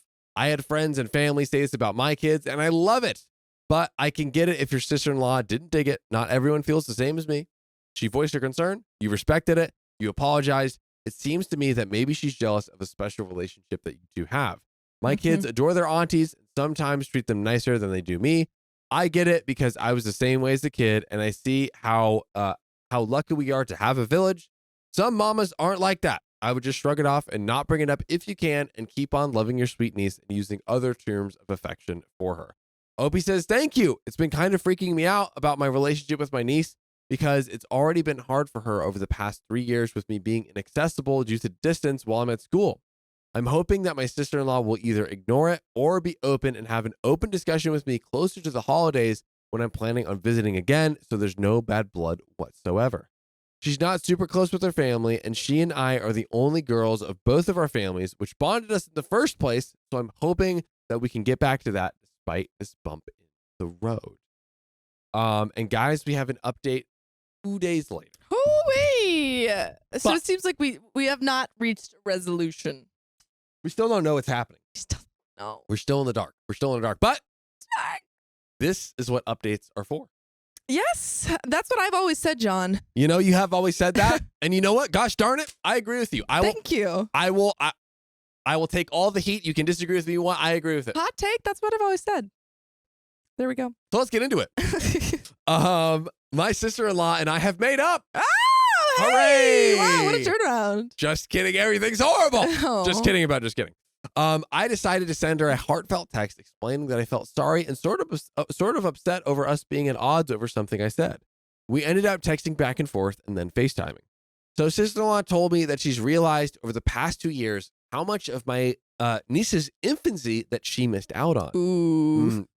There, now we're getting There to it. it is. We're And she's getting like, to it. she's not a baby anymore, and I missed it. Not a baby. I'm not a baby anymore. She's been able to be a lot more present with my little nephew than she could be with my niece, and she admitted that she felt jealous that I basically got to be a third parent to my niece. I watched my niece from basically 7 a.m. to 5 p.m. 5 days a week for a long time when she was just a baby. My sister-in-law had been feeling guilty that she had to work so much and that I had been the one looking after my niece so much. I told her vehemently that I did not want to overstep or be seen as anything other than an aunt because she's a great mom and I respect her much more than that. She told me she knew that, but the day of the party had been so long, and with her guilt, she just snapped at me. I also did apologize for calling niece my baby, and sister-in-law said that she didn't want to hear it because it was out of the blue and I had no idea how she was feeling. Oh, I thought she was saying, like, I don't want to hear it ever again. But she's saying, like, I don't want to hear your apologies. My response was out of the blue. And yeah, I didn't know I was, yeah. Great clarification, Sophia. Best in the game, reading comprehension over Hey! here. Much better than us, I must say. But I waved her off and told her I still felt sorry and said I would be refraining from using that nickname in the future because I have plenty other ways to dote on my niece. We were both teary and sappy, lol, and we made plans to have a girls' day, just me and her, when I visit around the holidays. Slay. We Sound love off, queens. communication. Sound off, queens. Thank you, everyone who gave me advice and perspective. And thank you, everyone who's tapped our freaking profile Woo! to join us every weekday at 3 p.m. PST. Why wouldn't you? It's the easiest thing you can do. Simplest thing ever. I feel What do you feel? satisfied with this resolution? Sophia, how do you feel? I feel that there could be no better conclusion. Agreed. I thought Not you were much going more to continue the rap, but it's fine. No, No, it's good. sorry. It's good. That was It was good. it was dead. It had to die sometime. Alrighty. Oh, Well, ladies and gentlemen, let's get into the final story. Let's do it. This one was not approved, so this is a curveball. Guys, wait, there's 2 approved stories in But this was prepared. short, and this would be perfect. Okay. We're just throwing a curveball. I have not approved it. Riley's doing what he does best and raw dogging it. Let's go. My girlfriend doesn't see my foster kids as my real kids, so I chose them over her. What you say is, you're not my real girlfriend, and you break up with her. My girlfriend M and I met when we were at university almost 10 years ago. We had been friends on and off since then, but it was never like we were super close. We met again at a New Year's party in 2023, and we started talking more, and eventually we started dating.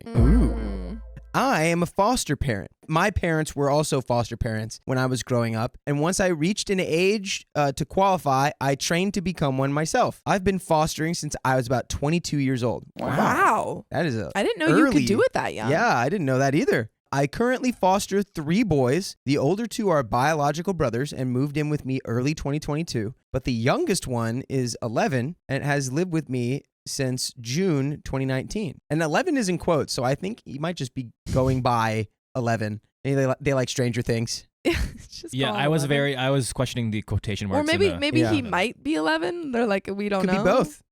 He's 11 and he goes by 11. 11! By the way, this comes from user ThrowRA5267981 on the r/OK Storytime subreddit. This is something that I obviously made very clear to M when we started dating, to which she has always been incredibly supportive. I introduced her as my, quote, girlfriend to them about 6 months ago. I know that took me a long time, but I'm super cautious with introducing new people to them, especially considering some of their past surrounding step-parents. I think that's very fair. Yeah. You Doesn't want to give seem like it worked out based you want on to the have a title. stable environment for the Yeah. foster children.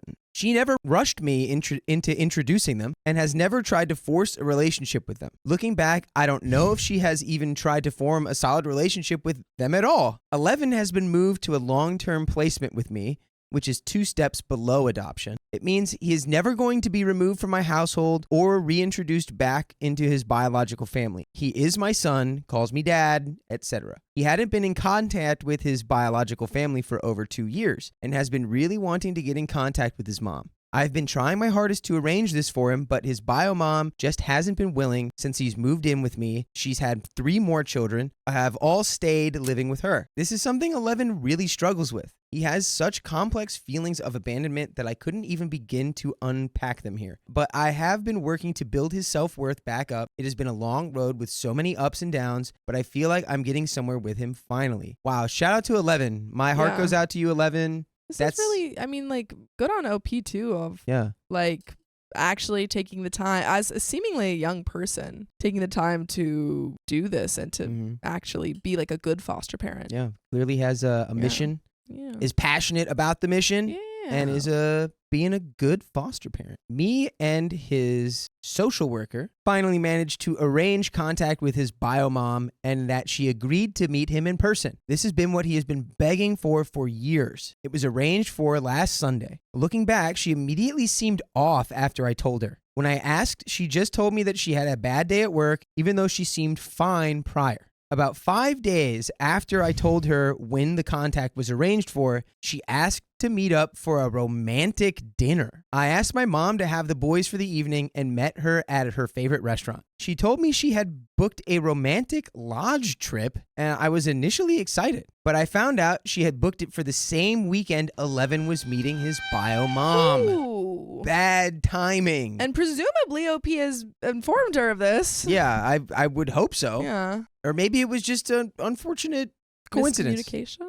I told her I wouldn't be able to go, that I needed to be with 11 because I knew that he was going to have such a hard time processing his emotions and thoughts after his contact, and that he would just need that support. She went off on me. Ugh. Gross. Saying how I always prioritize the boys and never her, and how I should be happy that she booked and paid for the getaway, even though I make more money than her. She said I should get my mom to do the contact or ask the agency to arrange someone. I said no. I wanted to be there to support 11. She said something along the lines of, you won't be able to do this when we have a child. Whoa. Yikes. Yo, sounds like a little potential bridezilla Yeah. or Someone's a little jelly. momzilla. Very jealous. Yeah. I mean, I don't know. It just clearly doesn't understand the connection that Opie has with his foster kids. And you would think that she would take an effort. Like, this is a really big, journey to go on as a person, just to and also, making sure that the foster kids are okay and you're okay emotionally to support them and stuff, and then just not having a supportive partner. She's just acting like they're like starter kids. Yeah, she's like, She's we're like, just these are- practicing on them. Dude, they're just the test run kids, right? So you're gonna throw these ones out, and when we get new ones that I make, those are the You can't be- those are you the can't ones be you're there allowed for to them. care about. Yeah. Mm-hmm. We ended up having a huge argument. She left the restaurant and then texted me some pretty nasty things later. And then yesterday, she messaged just normal messages as if nothing happened, but I haven't responded. That's right, because you have emotional boundaries, and they were crossed. I hate just glossing over Yeah, the gloss. the cloud. It's so uncomfortable. I've come to realize that she doesn't consider my boys as genuinely part of my family. She doesn't see me as a dad. She sees me as a babysitter. I don't want this relationship to be over. Genuinely, I do love her. I'm the type of guy who wears his heart on his sleeve, and I have felt so depressed since the fight. And it was even worse that I just had to almost wear an emotional mask for 11 the past week because he has been so depressed after seeing his mom that I don't want him to see me depressed. Where do I go from here? Please don't give the advice of just break up because I know that's an option, but I don't want to take it. It's hard finding people with what I do for a living, and I feel so broken that I thought I had found someone real. Oh. There is an update. I think that if OP doesn't want to break up, which is, kind of what I'm leaning on, but I think if that's not the first option, then it's having a full saying like, hey, we need to talk because we can't just move on. We can't just move past like that fight that we had, and explaining, these kids are going to be in my life beyond just, when I legally have to take care of them. I have bonded with them and they are important to me, and I see them as my kids, and just saying like, if you can't handle that, then maybe we need to explore, breaking up. Yeah. You need to definitely But have a conversation. sit down and have like a very serious conversation. Yeah, and make it clear explain where it's like, everything about your relationship with it. you're thinking that me fostering children is a hobby. This is not a hobby. It's not temporary. These are my children, and I will probably foster more children in the future, as well as any biological children we may or may not have in our theoretical future relationship. But like, if you literally just see my kids as like a bonus, just something just like tacked on, where it's like something for your resume, like for like college or whatever. It's like, yeah, this will look good for the college board. Yeah, I foster some children. But let's get into this update and see what happened. Hello, everyone. Thank you guys for the support I got from my first post. I really appreciate all the love I got sent about me and the boys. Me and the boys.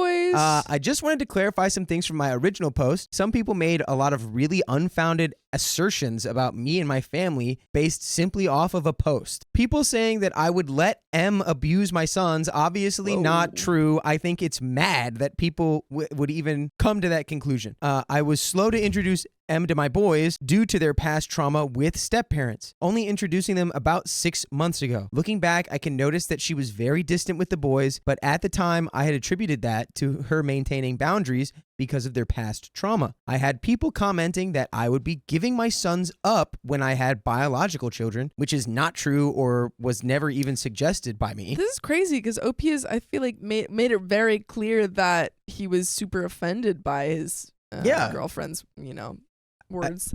I think it's more like people just trying to say that that's inevitably what you're going to have to do. It's like, once you have your real kids. Furry companion on the floor. Yeah, dog. No free sponsors. We're not sponsored by dogs.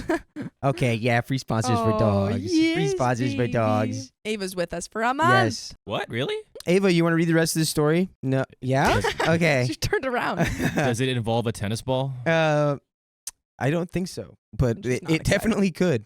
There's definitely some bounce to this story. Yeah, we're about to get bouncing. I really don't need to say this, but obviously it's not true, and it's pretty insulting to even try to suggest. I also had people commenting that I shouldn't call my children because they haven't been legally adopted.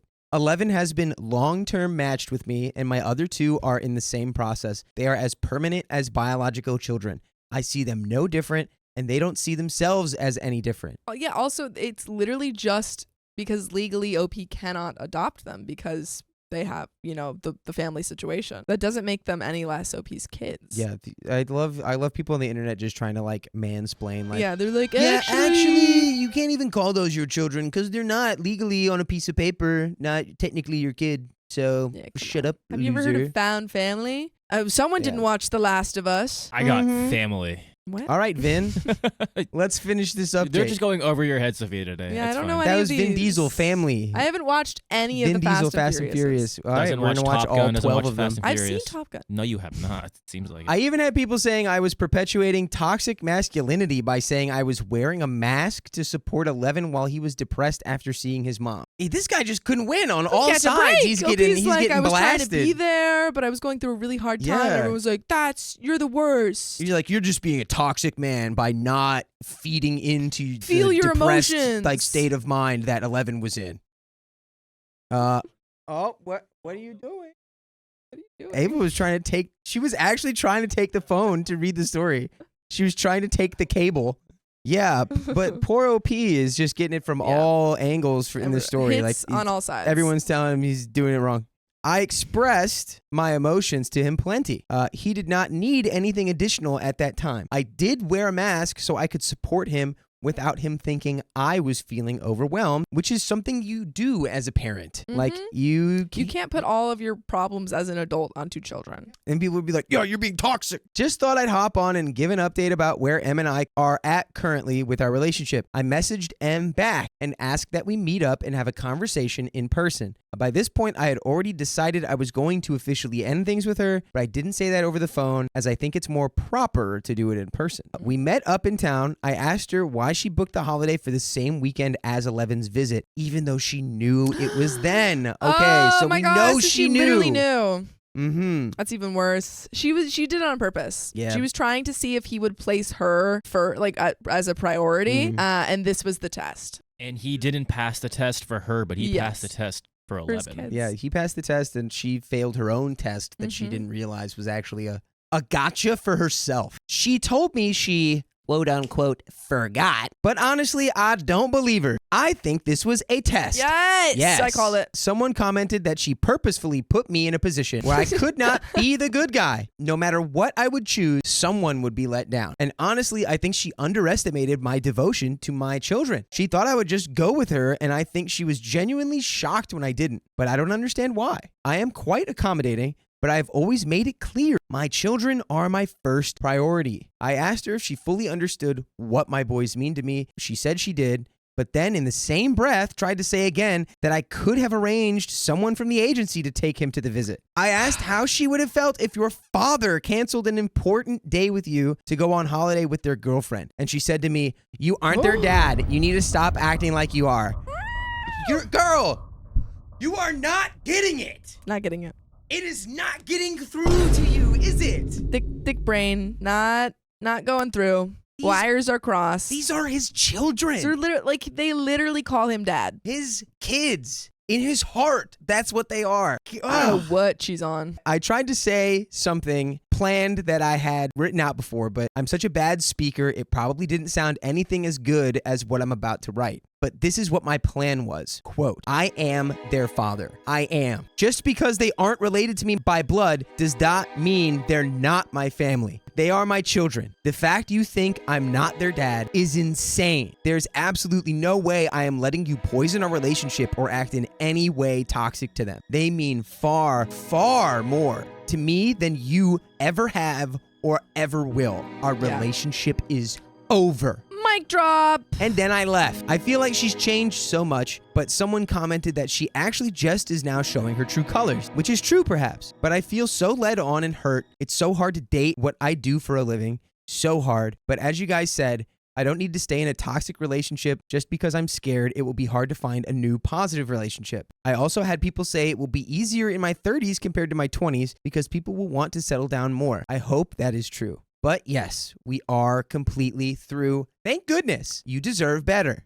And what you deserve is to join us at 3 p.m. every weekday at 3 p.m. on YouTube Live. Just tap our profile. Just tap it. Just tap it. I think this was what always needed to happen. I know that OP didn't want to originally break up with her, but he had the conversation and she still didn't get it. So at that point, it's just like you can't change her mind if she doesn't want to change her mind. Yeah, she's just very stuck She's on not this. willing to hear you out. I wonder why. I wonder know. why she was so like latched onto the idea where it's like, Yeah. these are fake kids. They're not even yours. You didn't give birth to them. They're not your biologicals. They're not Yeah. even adopted. She's a hater, and there's a Just there's a get chunk rid of left them. of the story. I by think the way. she's really immature because again, they're pretty young. Oh yeah, I Did mean, we get a- did we get an age for Emily or M? I I think don't think we OP got was. any ages. I think know he said they started said at 22. 22, but So we he didn't. Yeah, started we don't know doing how. foster. How But old I'm they are? assuming he's not 30 yet. Yeah, I'm assuming he's still pretty. It's probably like young. mid to the late 20s. 20s because Yeah. it seems like he's based on the comment. Yeah, I think it's the reason that you're finding all of this out now is because this is when you started introducing the kids. And so before Yeah. she thought, "Oh, I don't have to have a relationship with them."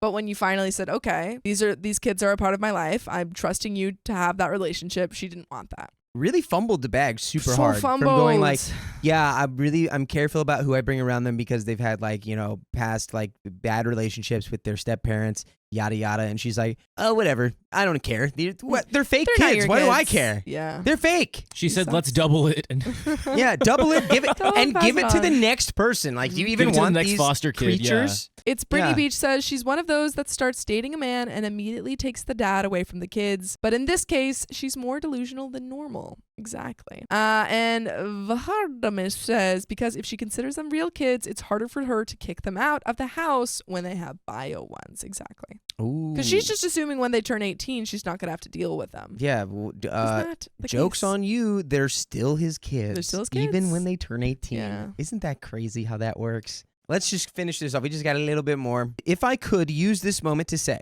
people, please look into fostering. No free sponsors. Sorry, we have to cut this out. Fostering is hard. So hard, but really worth it. You are actively creating a better future in life for an individual in ways that you might not even see, but you are. You are creating a safe space and loving environment for an individual that may have never had one before. You are helping a person have a positive future, whereas they may have just fallen into the cycle of abuse before. If you are a caring and loving person, please look into it. Shout out to foster And parents. yeah, that shout are out, good. Shout out to foster care, good foster parents. My family is close with a close family friend does fostering, and they've done a great job. And it's exactly what OP just described. It's like you're giving a loving environment to a person who just needs it and has never had it. But that is the end of that story. And while we're getting the next story ready, we'll read some of your comments. Sam E, thank you for being a member for 8 months. Wow. 8 months already, listening to you guys as I'm delivering mail and packages every day. We love the post Every office. day. We love to see it. We love the post office. Yes, post office. Every day except Mail Sunday, though, right? carriers. Every day but Sunday. Yeah. Are you doing on Sunday? Patria B, thank you for being a member for 7 months. Fostering is basically just brief adoption. And Don't tell OP that. Yeah, OP's doing it for Don't life. tell OP that. I mean, it really just depends on what kind of fostering situation you're in, because there are situations where legally you can't adopt the child, but it's like a long-term fostering. So you're going to be with them until they're 18 legally. But there is another story to get into. So let's do it. My boyfriend proposed to me while I was on the toilet, and I said yes. You know, sometimes you really got to surprise your woman if you want them to say yes. Really surprised. Just as we don't just learned. surprise them like they were like they're Elvis. Ah, true. Oh. R.I.P. Now, it's not as bad as it sounds. Well, it sounds pretty bad. My friends are just obsessed with that part, I think. Here's some fake names. My 32 female fiance, Peter, who's 30 male, had arranged a candlelight dinner in a hotel room. There was flowers, rose petals, music. There's my favorite dinner and my favorite dessert. Peter was in a tuxedo. I was wearing a dress. The evening was amazing. And this comes from FunFix4956 on the r/best of Reddit updates. So I was eating and my IBS started acting up. I ran to the bathroom and it was mortifying, but at least I was comfortable enough with Peter to allow him to come in. I was apologizing for ruining our evening while I was on the toilet, and he said, it's okay. I felt like he wanted to ask me to marry him the whole evening or something. I told him I love him, and he said, I love you too. And I told him, I'm sure. I wish I had a toilet to sit on right now. I know. But just guys, can you pretend that like I'm on a toilet? Yeah, just pretend. Just envision. Green screen. Scene. Wait, is that how you start it? You don't start. And scene is the end. End scene is the end. End scene. Or and scene. Sorry, and scene. And scene. Yeah, and you go and scene. Yeah, you're Yeah, right. you just go straight into it. So I told him, I'm sure you'll take care of me in sickness and in health. That comment made Peter smile, and he got down on one knee. I didn't care. This was the situation. I was so happy to say yes. I feel like he wouldn't have asked that evening if I didn't say the in sickness and in health comment. We're going to talk about that in a second. And scene. I told my best friend Kate, 33 female, and another friend Bailey, also 33 female. I told them the truth. Kate said it's weird, creepy, and an a-hole move on his part. I explained that he likely would have put it off if I didn't make the health comment. Katie said I was desperate and that I should have some self-respect. What? Bailey said if I thought Peter would ask another time, then he should have let him ask another time. What do you mean let him? Yeah, this is kind of crazy. Before talking to them, I thought it was the sweetest proposal story. Now I feel like an a-hole who caused my amazing fiance to have a horrible story. Am I the a-hole? We have an update and the family's getting in the mix. Okay, these friends kind of suck. Okay, so Kate and Bailey, what's the deal? I don't know. They're so negative. They're like, oh, just because it's not the one that you wanted. He didn't have to. If he did not want to propose in that moment, he wouldn't have. Mm-hmm. Like, I don't think OP by saying like I feel like you'll be there for me and regardless of sickness and health, if you're here by my toilet side. And he was like, yeah, you know what? I'm going to prove that I will be. And that was like a moment for them. And they ruined, obviously it's a little silly, but they didn't have to freaking make OP feel guilty. Can I be honest with you, Sophia? Be honest. When we first heard, this is why I wanted to save it, because when I first heard he proposed to her while she was on the toilet, I was like, come on, what are we doing here? This is inopportune timing. Absolutely. Now that I have the context, she has IBS. She's probably got IBS. Something she always struggles with. Yeah, she's probably on the toilet for a while. For a while. And the fact that she said it in sickness and in health, and they had this like beautiful moment. Yeah. I feel like it was just basically what Opie said. In that moment, he just kind of felt the pull, like that urge. I am the same way you feel an urge to run to the bathroom. He had to run to her with a ring And propose. I kind of like it. And if I could bring one exhibit A, The Office. Yes, that's exactly what I was thinking. At a gas station. Yes. So Jim and Pam, it was a gas station that was the exact middle point between the two of them. Aww. Yes. And it was meaningful to them because that is literally how they got to see each other. It was the meeting point for the two of them. Proposing at a gas station was the perfect place. With proposals? And Angela was all like, you got proposed to at a gas station? Yeah, and like True. get off, shut up. With proposals, it is literally the thought that counts. The more thought that you put into it, the more time, like you're like, not necessarily time, but it's like, this is something that means a lot to both of us. We are both here in this moment. It is, we are both in love. It is a profession of love. And no one gets to decide where or when that happens. I'm team toilet. Are you team toilet? I'm freaking team toilet. Team toilet. Yes. Because in a way, she's comfortable with him coming in there with this big thing she has to deal with every day. And that's like the final thing. That's the final huge. layer. That's the final boss. He's like, don't worry, baby. I'm going to be here in the bathroom with you. I got you. You may be taking a dump, but baby, I'm never going to dump you. Mm-hmm. Hopefully they get a house where they have two toilets right beside each other. Oh my God. One time in Palm Springs, my family and I, we went to this open house just for funsies. And there was a bathroom with two toilets facing each other like this. And there was no door. It was literally they were just facing. It was so weird. It's cute. I was very uncomfortable by it. Okay, so guys, we've established that we're team toilet. Yeah. Put your votes in. Chat, let us know, are you team toilet or not? We're going to get into this update. It might ruin everything. I think the family's getting in here. No. Let's find out. So the proposal happened on Saturday, and I had been holding off and telling my parents and Peter's parents. Both sets of parents live in a different state, and tonight we told my parents first via video chat. My parents are Bob, 58 male, and Susan, 58 female. My mom is a massive fan of romance, and I knew she would ask about the proposal. Peter and I told my parents the whole proposal story. My mom was over the moon. She said proposing like that is better than any idea she had. Aww. Dude, my dad said it just proves the love that Peter has for me. At least the family family's good. The family gets it. Drop your friends. They suck. Keep your family. That's right. And drop your pants and propose your love. Hey, Not in the yo. way you're thinking.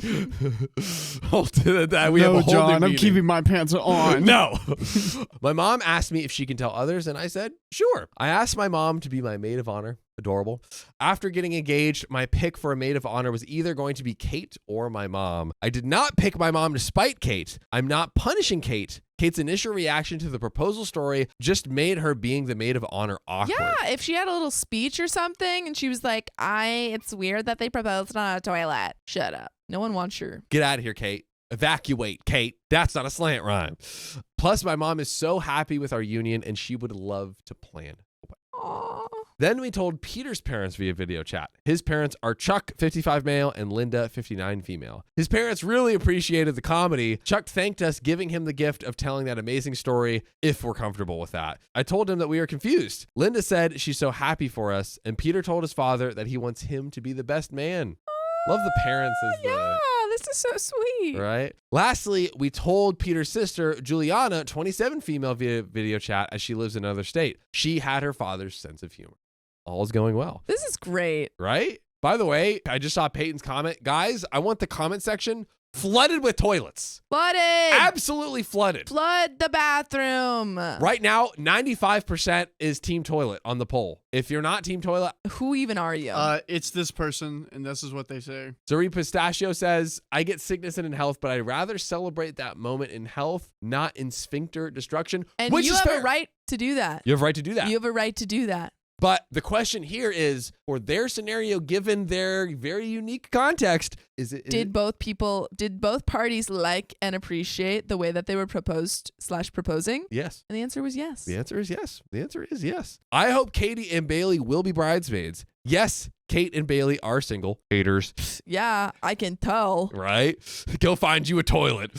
I have been best friends with Kate since 6th grade, so this little disagreement won't ruin our friendship. And then further on that update, Kate and Bailey have both agreed to be bridesmaids. All right. When I asked via message, Kate apologized via message and also sent me a video of her apologizing. That's kind of weird, right? Like, It's like one of those FaceTime videos that you could send now. You know what I'm talking about? Like No, if someone misses, so it's kind of like a voicemail, but it's a FaceTime voicemail. right. Hey, Kate, it's like a YouTuber apology video, Yeah, it's but like- for one person. Like, hey, guy, OP. Hey guy.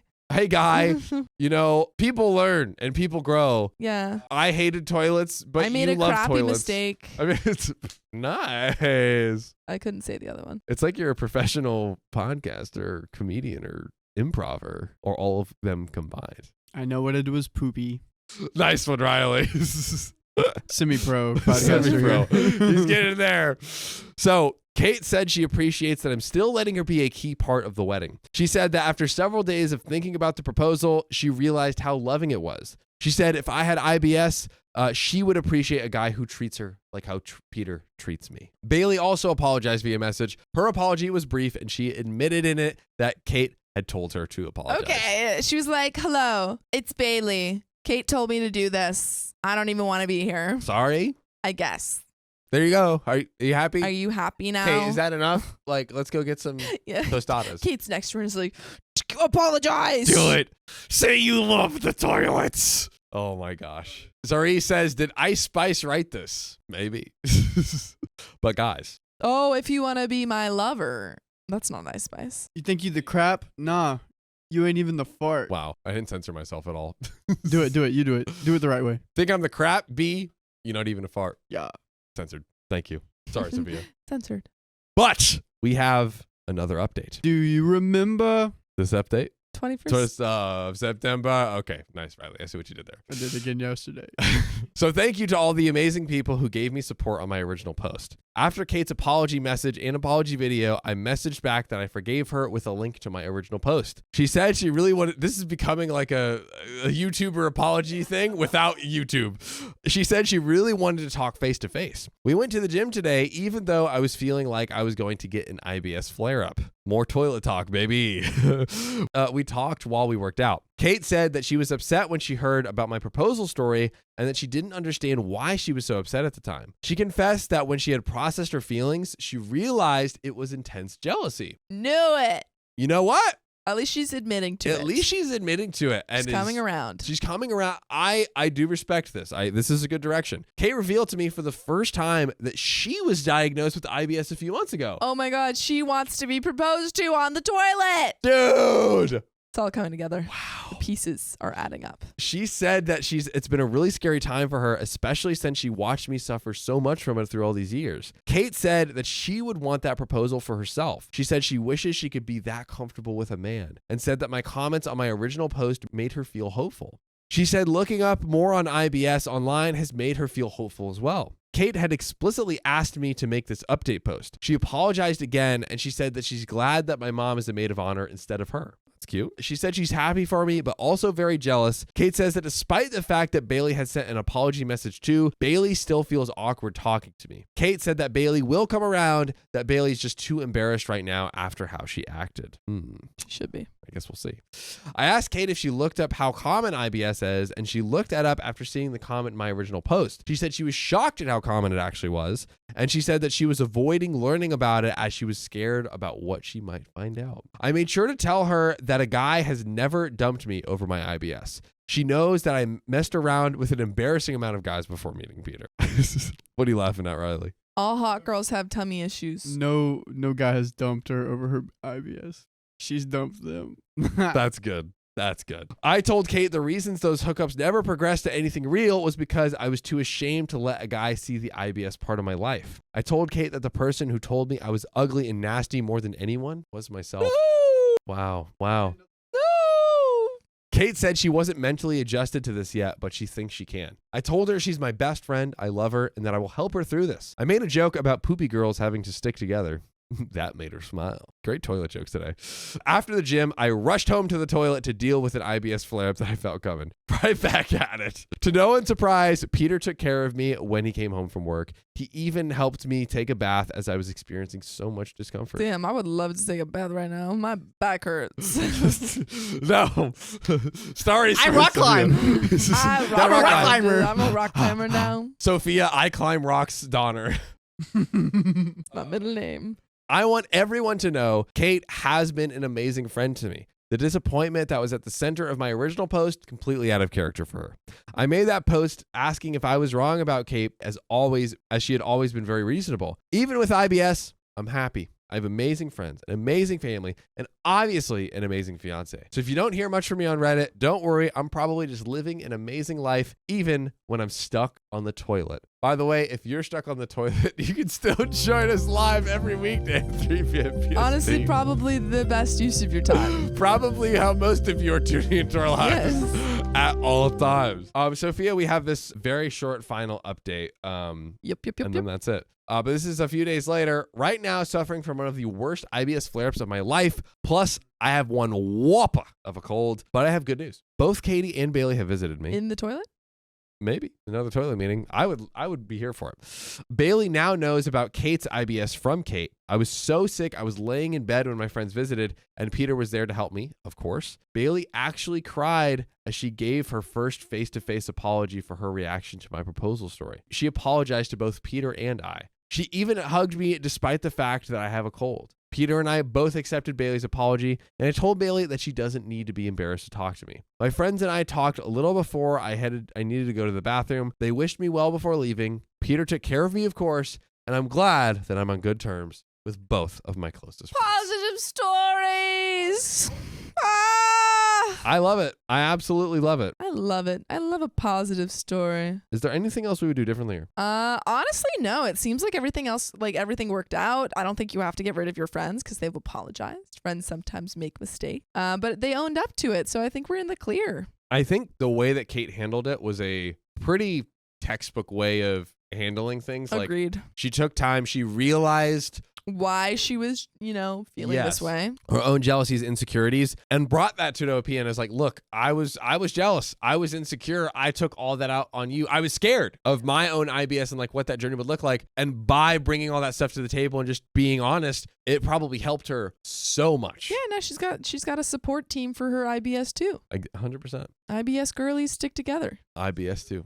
Number 2, right? But guys, we can't flush this episode down the toilet just yet. No. Because we have an S3, and I'm going to ask Sophia to read it because My voice is getting crinkly. I got it. That's the thing. So, Sophia, take it away. Oh boy, take it away. Take it away. My girlfriend was acting weird after her business trip.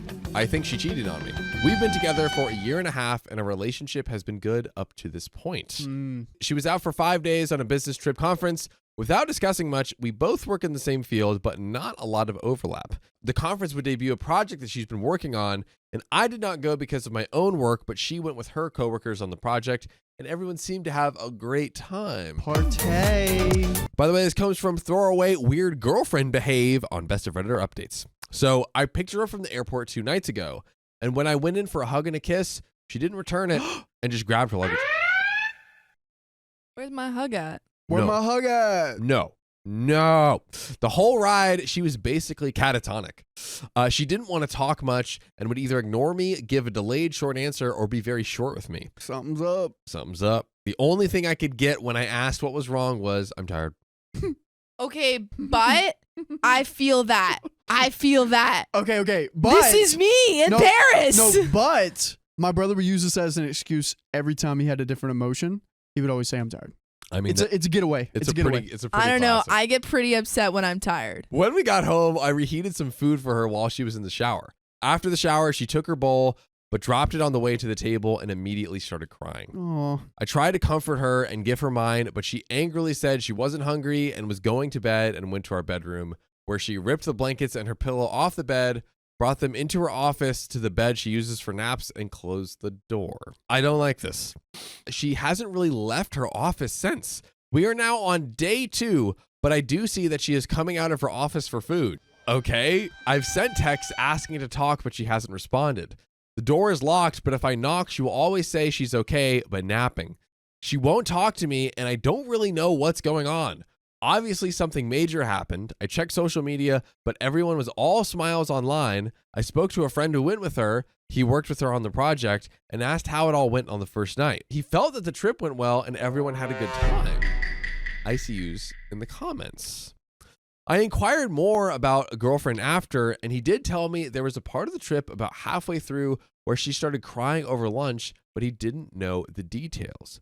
I don't really think she's cheating, but I also don't know what would cause this. Any help? We have some quick comments, and we have an update where it looks like everything gets revealed. Here we go. Talk to me. You ever seen Brother Bear? No. What do bears do during the winter? Hibernate? This is what she's doing. She is now turned into a bear. Yes. And she has to go hibernate, and she does not know how to communicate that to her boyfriend. This is terrible because humans sleep at one portion and then wake and eat and do life in the other portion. Yeah, but yeah, it's not going to work out. Yeah. Also, the comments have a very different take. But this is a fun light take. yeah. This was the fun hypothetical if people were bears scenario. Yes. A very fun scenario. I truly, honestly don't know. I have no idea what's happening here. Yeah. Like I usually I feel like, okay, I can kind of see where things are headed, see where this is going. I really don't know what's going on. She feels bad about something. I think she feels upset about something. Mm-hmm. I am truly lost. In a rare occurrence, I have no real guesses here. I don't have a guess either. MC Susie says, we cannot guess at this. You're going to have to talk to her. I agree. She might be sick. She might be pregnant. She might have been assaulted. She might have cheated. She may have learned something about you while she was gone that made her very angry. Ooh. A lot of guesses. There are many things that might have happened, but those are my top 5. But you know what, guys? Let's quit the guesswork. Let's get right into the update. Give it to me. Reveal it. Door number 1. Thank you to everyone who showed concern regarding my girlfriend. I stopped responding to the comments because they were overwhelming, and it wasn't helpful for me to read that stuff when I was at work and couldn't do anything about it. I've been pretty slammed with work, and the demands for updates in the comments and inboxes have been overwhelming. With so many people assuming it was assault, asking for details, it felt voyeuristic, where people might have wanted my girlfriend suffering, and this disturbed the both of us. Ugh. Ultimately, I decided to update because there was no cheating or assault at all, despite everyone thinking it was definitely one of those 2 cases. I'll give my girlfriend the name Lily, my and our friend who was on the trip, Jake, and her close friend and roommate on the trip, Jane, for ease of reference. So I called Jane, despite people saying no and asked about the trip. Jane remarked that Lily was very tired and wouldn't talk much outside of the days on the business trip, and that was very consistent from day one. Interesting. I asked if she felt like something happened. She said no. I asked if she felt like Jane might have done something, and she said absolutely not. When I came back from work, I saw signs that Lily was more functional as she had done some cleaning. I took the chance to ask if she wanted food, and she agreed. We ate a meal, and I broached the subject. So she wasn't doing anything sneaky while on the business trip. According to Jane, from Jane's account, there was nothing there. Because Jane was the she was the roommate during the the thing. Back to the story. OP says the missing piece to the puzzle is that Lily has ADHD. This was an important fact, but one I forget as she manages it well. Okay. I tend to think of what are symptoms more of as cute girlfriend quirks because of a lot of general ADHD behavior she mitigates, like forgetfulness. What happened on this trip is that to save money, she shared a room with Jane, which she has done on short bursts, but never this long of a trip. As I mentioned, it was a business trip, so although Lily had a lot of fun, she was working both physically and socially for up to 20 hours at a time. I know exactly how she feels. That is a lot. She had nowhere to go and reset at the end of this. She had enough emotional gas to come home, but she had some flight delay issues at a very busy airport, and by the time she came home, she couldn't make it. She also felt like my asking of her trip in the car was like an interrogation because of her mental state. Her ADHD has never come like this because she manages it well and hasn't been in this environment in a long time. We decided that from now on, she should have her hotel room to herself or with me, regardless of the cost. I also agreed not to ask any questions when I pick her up from the flight, and she will instead tell me what she wants. If not, I will ask another day. We came up with some other plans so that I know how she is when she comes home. Saturday night, we went to an event. She had fun, but crashed immediately at home. It was more on the scale that I'm used to after a 3-day trip. She has cleared her schedule for the next week to recuperate. So she just got out of her rhythm. I think OP handled this phenomenally well. Yeah. Yeah. Oh, yeah. To have your partner come home, you try to, give her a hug, give her a kiss, ask how she's doing. She's pulling away from him. She's not saying anything, ripping bedding off, going into the other room for 2 days only to come out. Dude, if this was anyone else, they would have been accusing left and right. She's cheating. I looked through her phone. The possibilities are endless. He did handle this very right. And I'm like, if she had, and I totally understand and want to be empathetic. And also, Sophia, I would love your opinion on this as well. I feel like if she had simply said, I'm so absolutely drained at negative 10% on my batteries. This might be crazy, but this is just how I need to cope. Can I have that, please? Yeah, sure. Mm-hmm. All could have been almost fine, but it just feels like, I don't know. Like if I was me in this scenario, I would feel like, oh my God. Yeah. Like what have I done something wrong? Has something wrong really gone? And without communication for 2 days or so, I think while she's in the other room, I would know what to think. Sophia. I think, communication is always important. Yeah. And you always hopefully, she did apologize for it. But I do think that there are just moments where you're in that state of mind and you just don't even have the energy to even explain, or you maybe don't even have the words to explain why you're feeling this way. I think that's what I'm trying to get at. Like, it's not like while the girlfriend absolutely deserves whatever space she wants, quite frankly, it's at the same token not fair to OP. Luckily, it seems like it wasn't that painful for him, but I feel like if I was in that scenario and I went to, hug my partner and, they just went into a room in 2 days, I would be freaking out. Yeah, just like a sentence to calm the nerves. A sentence. My thing is, I totally feel for OP, and it's not fair, but also I completely understand what mindset she was in. But let's get into this edit. So, everyone is stuck on Lily's travel expense. I have copied and pasted the comments for those unable to search on their own. This better explains Lily's job. That's hilarious. So think about when you go to a convention where someone is selling items at a table. These individuals often have to buy their booth and pay for their hotel to travel to this convention. Like Mad Hatter gal. Like, oh, is that like I think that's what she does. Oh, nice. Yeah. I use the term business trip because for Lily, Jake, and Jane, this is a business trip. They're on businesses, not vacations. They're on like business work, not vacation. Additionally, many people are convinced that this is an excuse to cover up a convenient bad behavior. It has never happened before. She was stuck in the most crowded airport in the country for 7 hours longer than she was supposed to be. Oh my God, I feel her so hard. Yeah. She hadn't slept for 5 days and hadn't eaten in a day.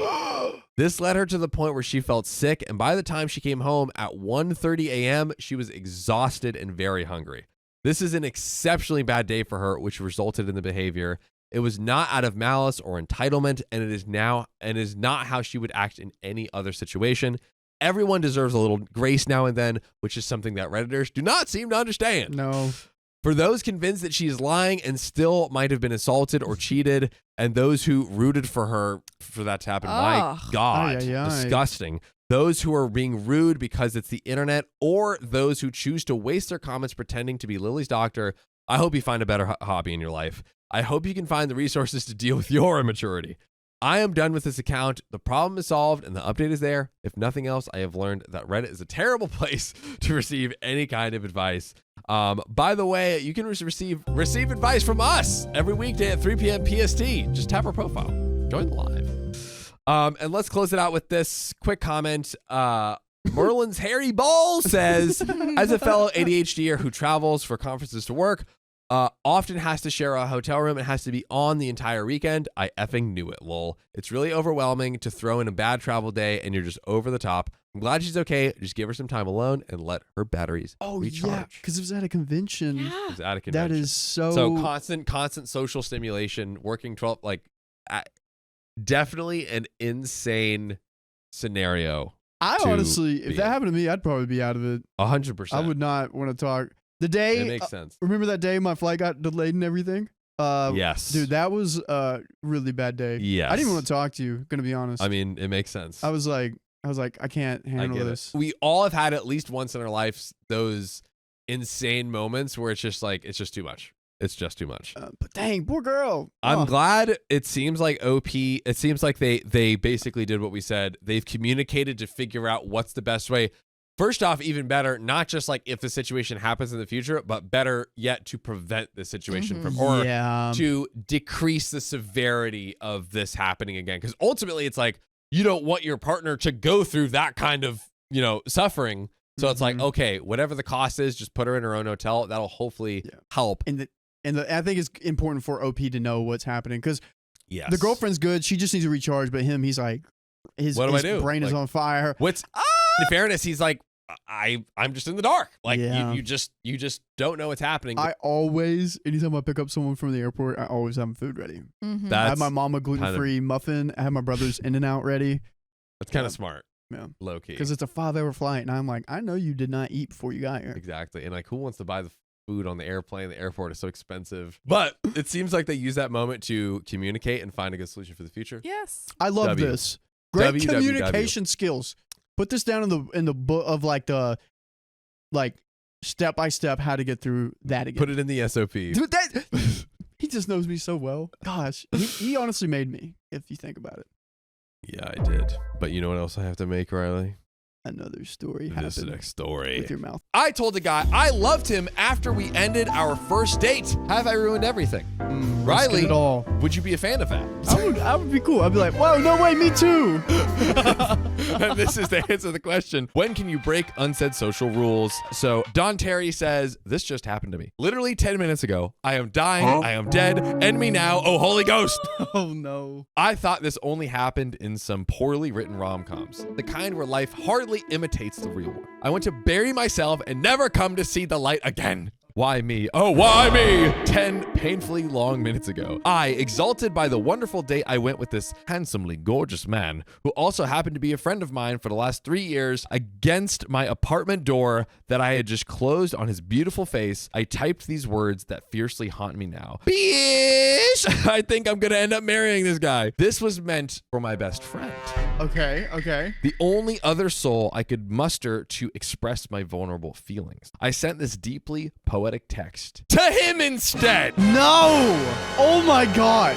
Now that's embarrassing, but I feel like you can kind of tell she's like being like, obviously she's like super, super, super excited, but also there's a hint of jokingness. Yeah. You know? So, I mean, it is embarrassing. It is embarrassing for sure. But if I get that text, I'm going to be like, LOL. Right? I'm going to be more attracted to this person. Yeah, like it could kind of come out as a win, right? Yeah. But if you're weird, if you're being weird in that weird stage of life where you're like, I want to be with people that's like not really into me, but kind of into me, and I don't really want their hand to be shown to me, and I kind of want to be in this mysterious place, then they're going to be like, hell no. But if they're like a lover boy, it'll be like, oh, good. That's true. Do you think there is a void big enough in this planet to hold all my misery? All the embarrassment. Do you think I can make a pact with the devil to turn back time? I would just need 10 minutes. That'd be really nice. Can I please die now? Like, literal and metaphorical death is the only relief I might know. I am currently in my library, sprawled across the floor, intently staring at the ceiling. Man, I think I will be here forever. And we do have an update and relevant comments and all that. The worst that's going to happen is she doesn't get a second date. Yeah, that's the worst that can happen. And I honestly feel like you could play this into. I actually could see guys using this as like a technique. Like, oh my gosh, I thought I sent that to my best buddy. I'm so sorry. You know what I mean? Try to be slick with it. Yeah, trying to be slick with it. Oh, boy. I feel like this move, even though it was actually an accident, could end up being a win for her. But, ladies and gentlemen, there is more. Are we ready? I'm so ready. Bish! I owe you an update. That is clever. Good news, there's only so much staring at the ceiling one can do before pure boredom kicks in, and the realization that the desire to scream F, F, F at the top of your lungs will most likely not last for an eternity. Bad news, you guys did me dirty by blasting my still fresh embarrassment to the front page and apparently on a famous Portuguese radio show this morning. Cool. Dude, this is one of my favorite writers on this show of all time. This is hilarious. On to the meaty love update. Once I realized the text blunder, I quickly texted him that it was not meant for him with a crying emoji just for good measure. Sweet, sweet man that he is. He responded immediately to let me know that he doesn't read texts that aren't for him, winky face. Ooh. I subsequently asked for permission to die. He said, please don't. Kissing emoji. Not the emoji. That's my kiss because it's like all the way to the side. Yeah. That was good. Thank you. This morning, he texted me about some travel plans we have down the line. Bless this handsome man. The gods are cruel, but not that cruel. This is where I should clarify that the original post was probably a tad hyperbolic. A tad? Just a smidgen? Just like the text, go figure. I slept well last night and I also laughed. At myself, the blunder, and just the ridiculous timing. What also got imprinted on me was the exact moment I wrote and sent the text. The moment he leaned and kissed me goodnight, I, looking at him as I closed my apartment door, locking it, and once turning around and heavily sighing and smiling, key still in hand. Let me make sure. Ooh. I understand what she said. The moment he leaned in and kissed me goodnight, I looked at him as I closed my apartment door, locking it once, turning the keys, heavy sighing, smiling, keys in hand. So did she close the door in his face as he was going in for No. This Here's is what post-kiss, happens. Post-kiss. Yes. Have you ever seen Hitch? No. Okay, so in Hitch, Will Smith is talking to, what's the guy's name? Kevin James or whatever? Paul Blart? No, Kevin James is in it. Okay. And Will Smith is telling him, hey, this is how like you kiss a girl. So the girl will go to her apartment door, she'll fidget her keys like, and then buying she'll like, time. And then what you do, you be the guy, I'll be the girl. Yeah. You go in 90% and I go in 10. That's 100%. And then he slaps him. But that's what I think happened.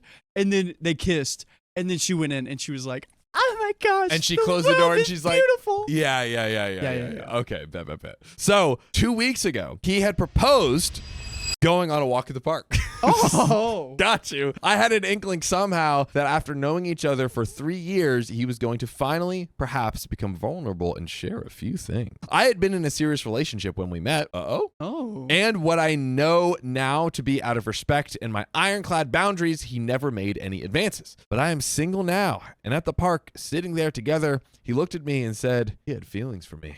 Oh. Long time, 3-year long feelings. Oh, those are long. My man's got the longest feelings you've ever seen. And right there at Prospect Park on a clear night, under some 35 visible stars, we counted, he kissed me.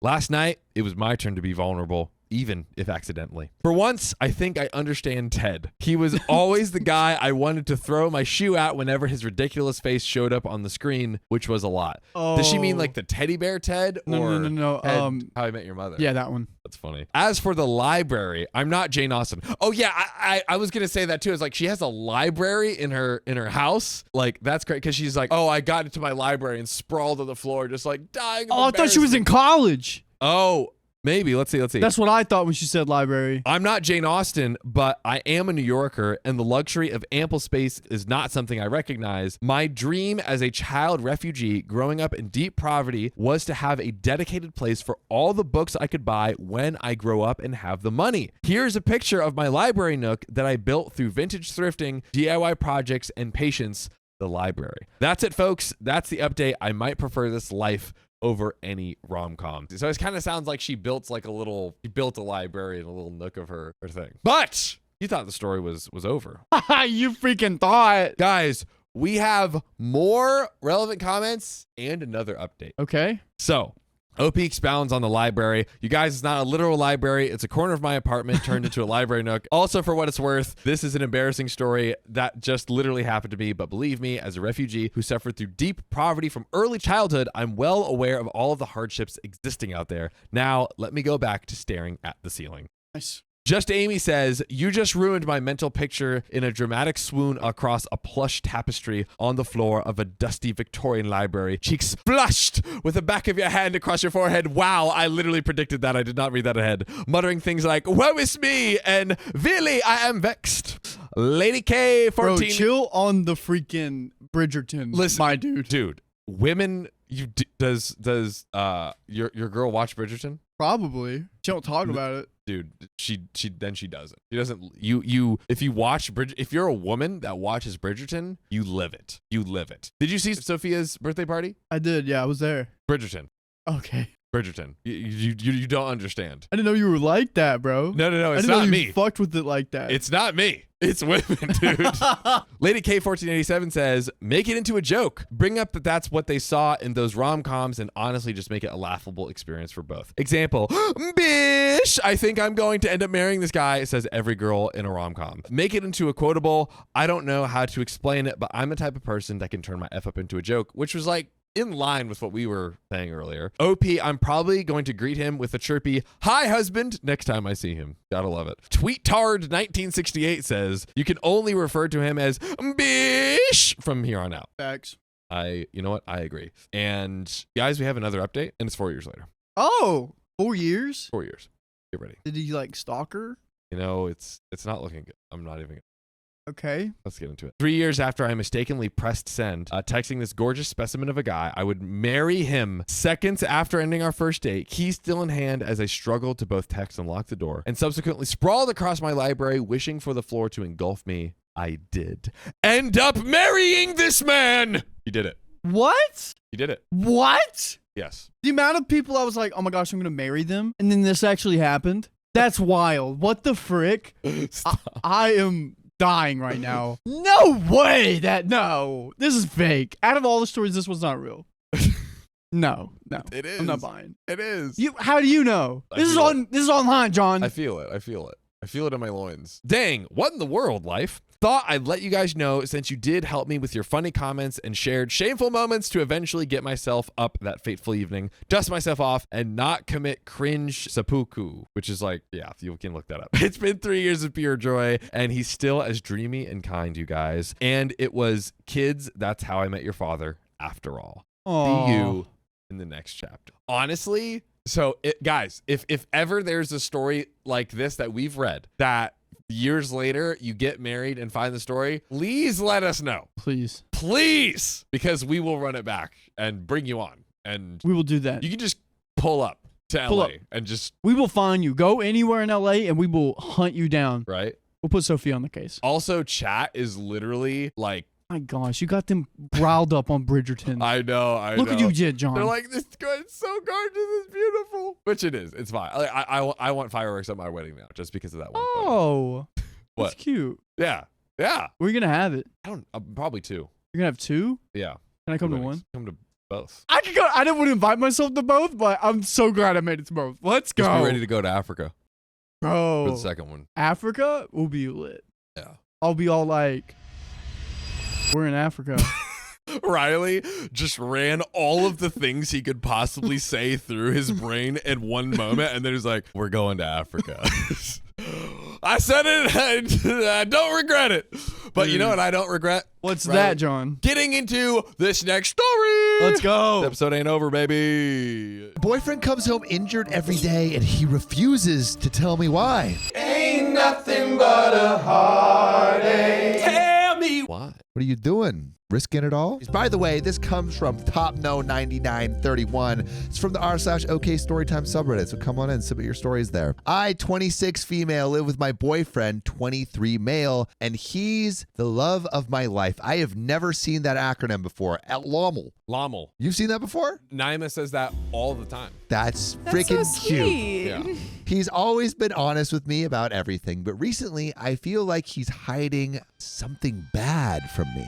Because for 2 months, every time he returns home after work, he's bruised and injured. Not like a small injury, but like visible injuries, like bruises, cuts on his abdomen and legs, bad injuries. The worst injury he had was 13 days ago. He came home at midnight and I was still awake doing some work, and his whole hair and face was messed up. He has a middle part, and it was like some of it was cut off. He had a bad swelling in his cheekbone area. He also had a black eye. When I saw him, I was trying to ask him what the F happened to him, and he just said he didn't want to talk about it because the first rule of Fight Club is you don't talk about Fight Club. What is happening? The Tomlet says, is she dating Daredevil? Like, I'm very, It's like, very, I have to protect the city. I'm very, very genuinely worried for like what is happening. He either is a masked vigilante or he is in a underground fight club. Both are cool. I'm so lost. Well,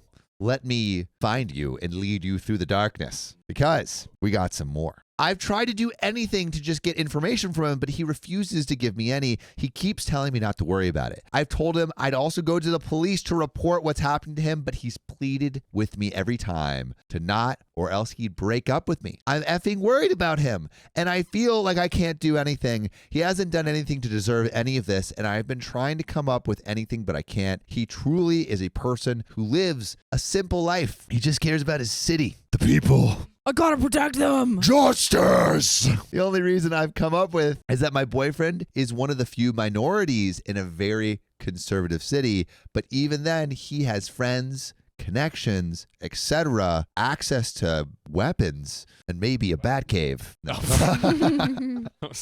God, I thought that was relevant information. So we do have some relevant, he does say he has access to connections. I don't know what that means. But relevant comments, we have some response from OP. We have an update, but John, what is your best gift? I mean, honestly, I guess the Fight Club, someone said maybe he's a secret sub. Ooh. And that's why he doesn't want that, which would explain why the wife doesn't want to know about it. I am honestly, this is probably a byproduct of having read all these stories where partners have something like we've had so many crazy things happen. They do something crazy happens, and they won't explain themselves. I'm so tired. I'm like, just tell me or divorce. Yeah, that's where exactly. I'm at right now. Yeah. If you come home and you're literally like physically injured all the time, and you like, I want to help. Maybe he's got in with the wrong type of people. He doesn't want to endanger his wife because she might know too much. I'm lost. I'm just so lost. I need to know. He took a payday loan from some mobsters. Dude, this isn't freaking 1920s Chicago. This is Reddit. This is some crazy stuff happens on this website, John. Some crazy stuff that would make you tighten your sphincter so hard that you'd make a diamond. I don't want to make my sphincter that tight. You might not have a choice. Oh, no. So we have some relevant comments before we get into this update. So Bright Ad 306 says, I bet he owes someone money, which is kind of what we were saying. OP says, I really doubt that. He's never been the type of person to do something like that. And as far as I know, he isn't in any type of serious debt, as far as you know. Mercenary says, LMAO, then how the heck else is he getting so injured? Is he part of a fight club? What does OP do for work? And OP says, pediatric nursing. Planet Rose says, it sounds like he's an immigrant since you say his mom still lives in Vietnam. If he immigrated to the U.S. illegally, it would explain why he doesn't want to go to the police and how he might owe money to bad people despite being a hardworking person who is not involved in shady stuff. This is sheer speculation, so take it with a grain of salt. I don't know what to do about it, but maybe an immigration lawyer would help. And OP responds, he was born in the U.S. His mom just moved back to Vietnam with the rest of his family to take care of them. He told me he lived with his grandfather, but he sadly passed away 2 years ago. We got one more relevant comment before we get into the update and unravel this secret. Ari8Na says, if you're close to his mom, brother, or sister, tell them. Maybe they'll help you out. To me, it seems like he's gotten himself into some bad business, and he's too ashamed to tell you about it. OP responds, he's an only child. His mom is also really hard to communicate with. I don't blame her, but she lives in Vietnam still, and she speaks basically no English. Going off of what I'm not sure she even knows what's going on in my boyfriend's life, living so far away. Basically, she doesn't know what's going on, but we do have an update where hopefully we find out the mystery. Should I get into it? Let's do it. I will say quickly, I would do everything in my power to like try and figure out what's going on, but I see it as a frustrating experience for OP to be like totally in the dark. And I think probably at least attempting to try to reach out to the other family. I know they just said it's like, okay, it might be hard. They might not know, but I think there is a chance that OP finds out the truth. Worth it to try to help him, I would say, and trying to stay just to get to the point where you can help. And also, like, I don't think OP's in a position where they're going to let go because this is a llama. It's a llama. It's a llama. You can't just ditch a llama. You can't do that. No, that's ride or die. That's how it works. That's morning, noon, and night. You ride the llama. That's vigilante or regular person. That's right. Both egos, the alter and the reg ego. When do you tell someone that you're a superhero? First date. Same time you tell them about your exes and how many of them you have friends with. Sam's rule for dating: immediately go through just a huge list of things that they might, break up with you for, and then if they pass. Also, I would like to point out something before we get into this update. Okay, chat was so mad at me for talking about my exes beforehand, and then mad at me for not talking about it on the first date. What do you want, chat? It's chat. It's chat. It's chat. It's chat. I asked my boyfriend yesterday about what was really going on, and I threatened to rope in my family, the police, and even break up with him.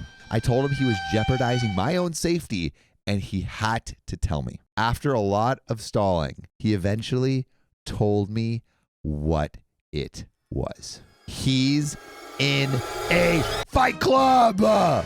You were freaking right. I was not expecting that. When you said that, I was so excited because I knew the end. That's so sick. I was expecting it to be like a totally, I was very, very, very genuinely worried, but it's a voluntary fight club, literally. Dude, that's so cool. I want to join a fight club. Well, you couldn't tell anyone about it, though. Oh, dude, I would. You would literally tell everyone. And you would come back next time and they'd be like, so we watched your show. We subscribed on YouTube. And then they all gang up on me. Yeah, I'm like, this is what I wanted. And then we'd have to go like. You come in immediately with a black eye and you're like, so at Fight Club. The Fight Club. Yeah. So, oops. I didn't want to talk about it. All right. Oh. Anyway, he's in a fight club. I guess the jokes were right. He's actually in a fight club like the movie. However, it's a bit more complicated than just that.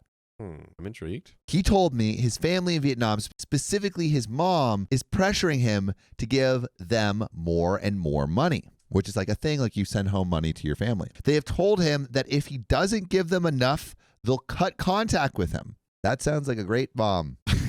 And even though we both have pretty good jobs, he was struggling to reach their demands, and he didn't want to ask me for money. He heard about the fight club from his friends, and at first he thought it wasn't any good. But he told me he was getting really stressed from his family situation, and getting hit would relieve some of it. And once he heard money was on the line, he decided to join. That's the reason he refused to say anything about it, because like the movie, he followed the first rule of Fight Club. That's also why he comes home sad. He's only using the Fight Club as a way to cope and earn some money on the side. That's also somewhat the reason he would plead me to not contact the police whenever I told him I would. Even though the actual Fight Club itself isn't illegal, a lot of illegal activities like drugs were being done in the Fight Club. I've talked to him about helping him with some money or therapy, but he told me he wants to deal with his issues himself. Yeah, men don't go to therapy. They get beat up by a bunch of other men. This is maybe the most like, we usually joke, but this is literally like the joke come to life. Yeah, dude, this like I feel like this is what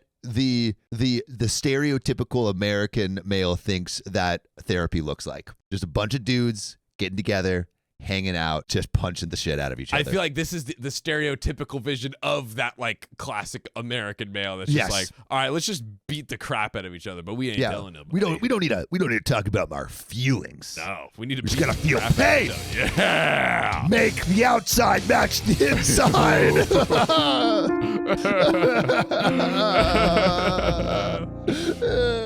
He told me he doesn't want me to stress myself out just to help him. So that's why he's going every day to just get the shit beat out of him and come home bloodied, because he doesn't want you to worry. Which is definitely not stressing her out. It's not at all. Dude, why would coming home black and blue stress his honey poo? Exactly. For now, I'll stay off, but I told him I'll be helping myself by helping him if he's in a bad situation. So he's like, I'm going to fill my cup by helping you. But we do have some relevant comments and some answers from OP. Thank God. About, like, I don't know, is this thing going to stop? What? Is he going to keep going to Fight Club? Is he going to break his nose more? Is he going to stop the contact with his mom? Yeah, these are all questions that we need to know. That's true. That will come to you next time. No, just kidding. Right now. Right now. So, relevant comments. Sufficient Pause 837 says, unless you're fine. I'll make you shiver with Antissa. Patient. Unless you're fine staying in a relationship with someone who is very likely to suffer from many concussions going forward, I recommend telling him to either cut off his family and stop fighting or leave him. CTE is no joke, and I'm fairly certain these underground fights don't have paramedics on standby in case of an injury. He's going down a path that he'll be lucky to walk away from with a massive, lasting physical and mental damage if he's lucky enough to walk away at all. OP responds, the worst thing is my boyfriend doesn't have any type of MMA background. He doesn't really know what he's doing. So he's just getting beat up. He doesn't even know what he's doing. Yeah. He's just like, he's trying his best. Yeah, like, there's other ways to fight, like joining an MMA gym. Like, you don't have to go to an underground fight club. I guess there's no money involved. Yeah, I think it's the money. That's true. You could like sell yourself on the street corner, and that's so sad. Well, at least he wouldn't get beat up. Oh, I just hate this. That's a bad alternative. I just absolutely. Which one would you rather? I was about to say Sam's golden rule. Instead of going to Fight Club, which one would you rather? Become Roxanne. Which one would you rather? Fight Club for money, where you get. Fight Club. Or you would only have to give handies. No, Fight Club. This is bad. Probably Fight Club. But I hate this. Which one would you choose? Put your answers in the comments. Let us know in the comments. Oh. All right, we have one last relevant comment. Metal Hannah says, I know your boyfriend wants to do this for his family in the name of tradition, but he shouldn't do it at the expense of his safety. To defy the laws of tradition is crusade only of the brave. And OP responds, I told him that too, and he said he'd try, but it's going to be a while because he showed me just some of the payment he's giving to his family, and holy F, the amount he's giving could actually pay some of our bills. I hate this. And that's it. That's it. That's where it ends. I am very firm firmly like, this is just me, but I'm like, if you're gonna go to this thing, I mean, I guess at least he eventually told her, but I'm like, okay, if you're literally wanting to do this for your family that's like demanding this much money, I totally understand a lot of firstborn siblings have the pressure and do acquiesce to like providing for the family, but this I think is a different level of that. Well, because it's like the family doesn't really care. They're literally threatening to cut him off if he doesn't pay enough money. He's literally buying his family's affection. Yeah. That's crazy. I just like, I could not stand being with someone like this that's like, I'm going to do this in order to pay the money to my I'm out. Yeah. Yeah, that's where that ends. I hate it. Leave him. But we do got another story for you. Oh, yeah, we do. Yeah, we do. Except give me your phone. Oh, right. This is did Fight Riley Club. not give it? Did he take it back? He was locked out for most of the time, but now he is locked in. Here you go. Here we go. Also, the hot tub clip is popping off on Facebook right now. Really? Yeah. Is that interesting? I love that. I'm very excited. Many more hot tub streams to come. I will not lie and say that I was not jelly. I was like, wow, that hot tub looks real warm and comforting.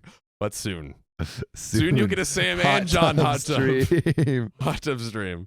Ooh, that could be dangerous. But dude, all of our videos, we move the curtains outside. Dude, we build a studio around the hot tub. No. That's what those like Twitch. There's like those Twitch streamers that literally put hot tubs in their apartments. The true final level, we put a hot tub in here. That reminds me of in college. There was the star football player, and he took this picture on Snapchat that got reposted everywhere. He got in trouble for it, but he had this hot tub that he blew up in his dorm, and there was a picture of him just with like these two girls in a hot tub in the middle of his living room in his dorm. He got in a lot of trouble. Yeah. When you say blew up, you mean like the inflatable ones, or inflatable? Okay. Yeah, inflatable. I was like, did he explode an entire hot tub? So. Wouldn't put it past the people. I think he filled it from his sink too. Respect. But respect this next story. Let's get into it.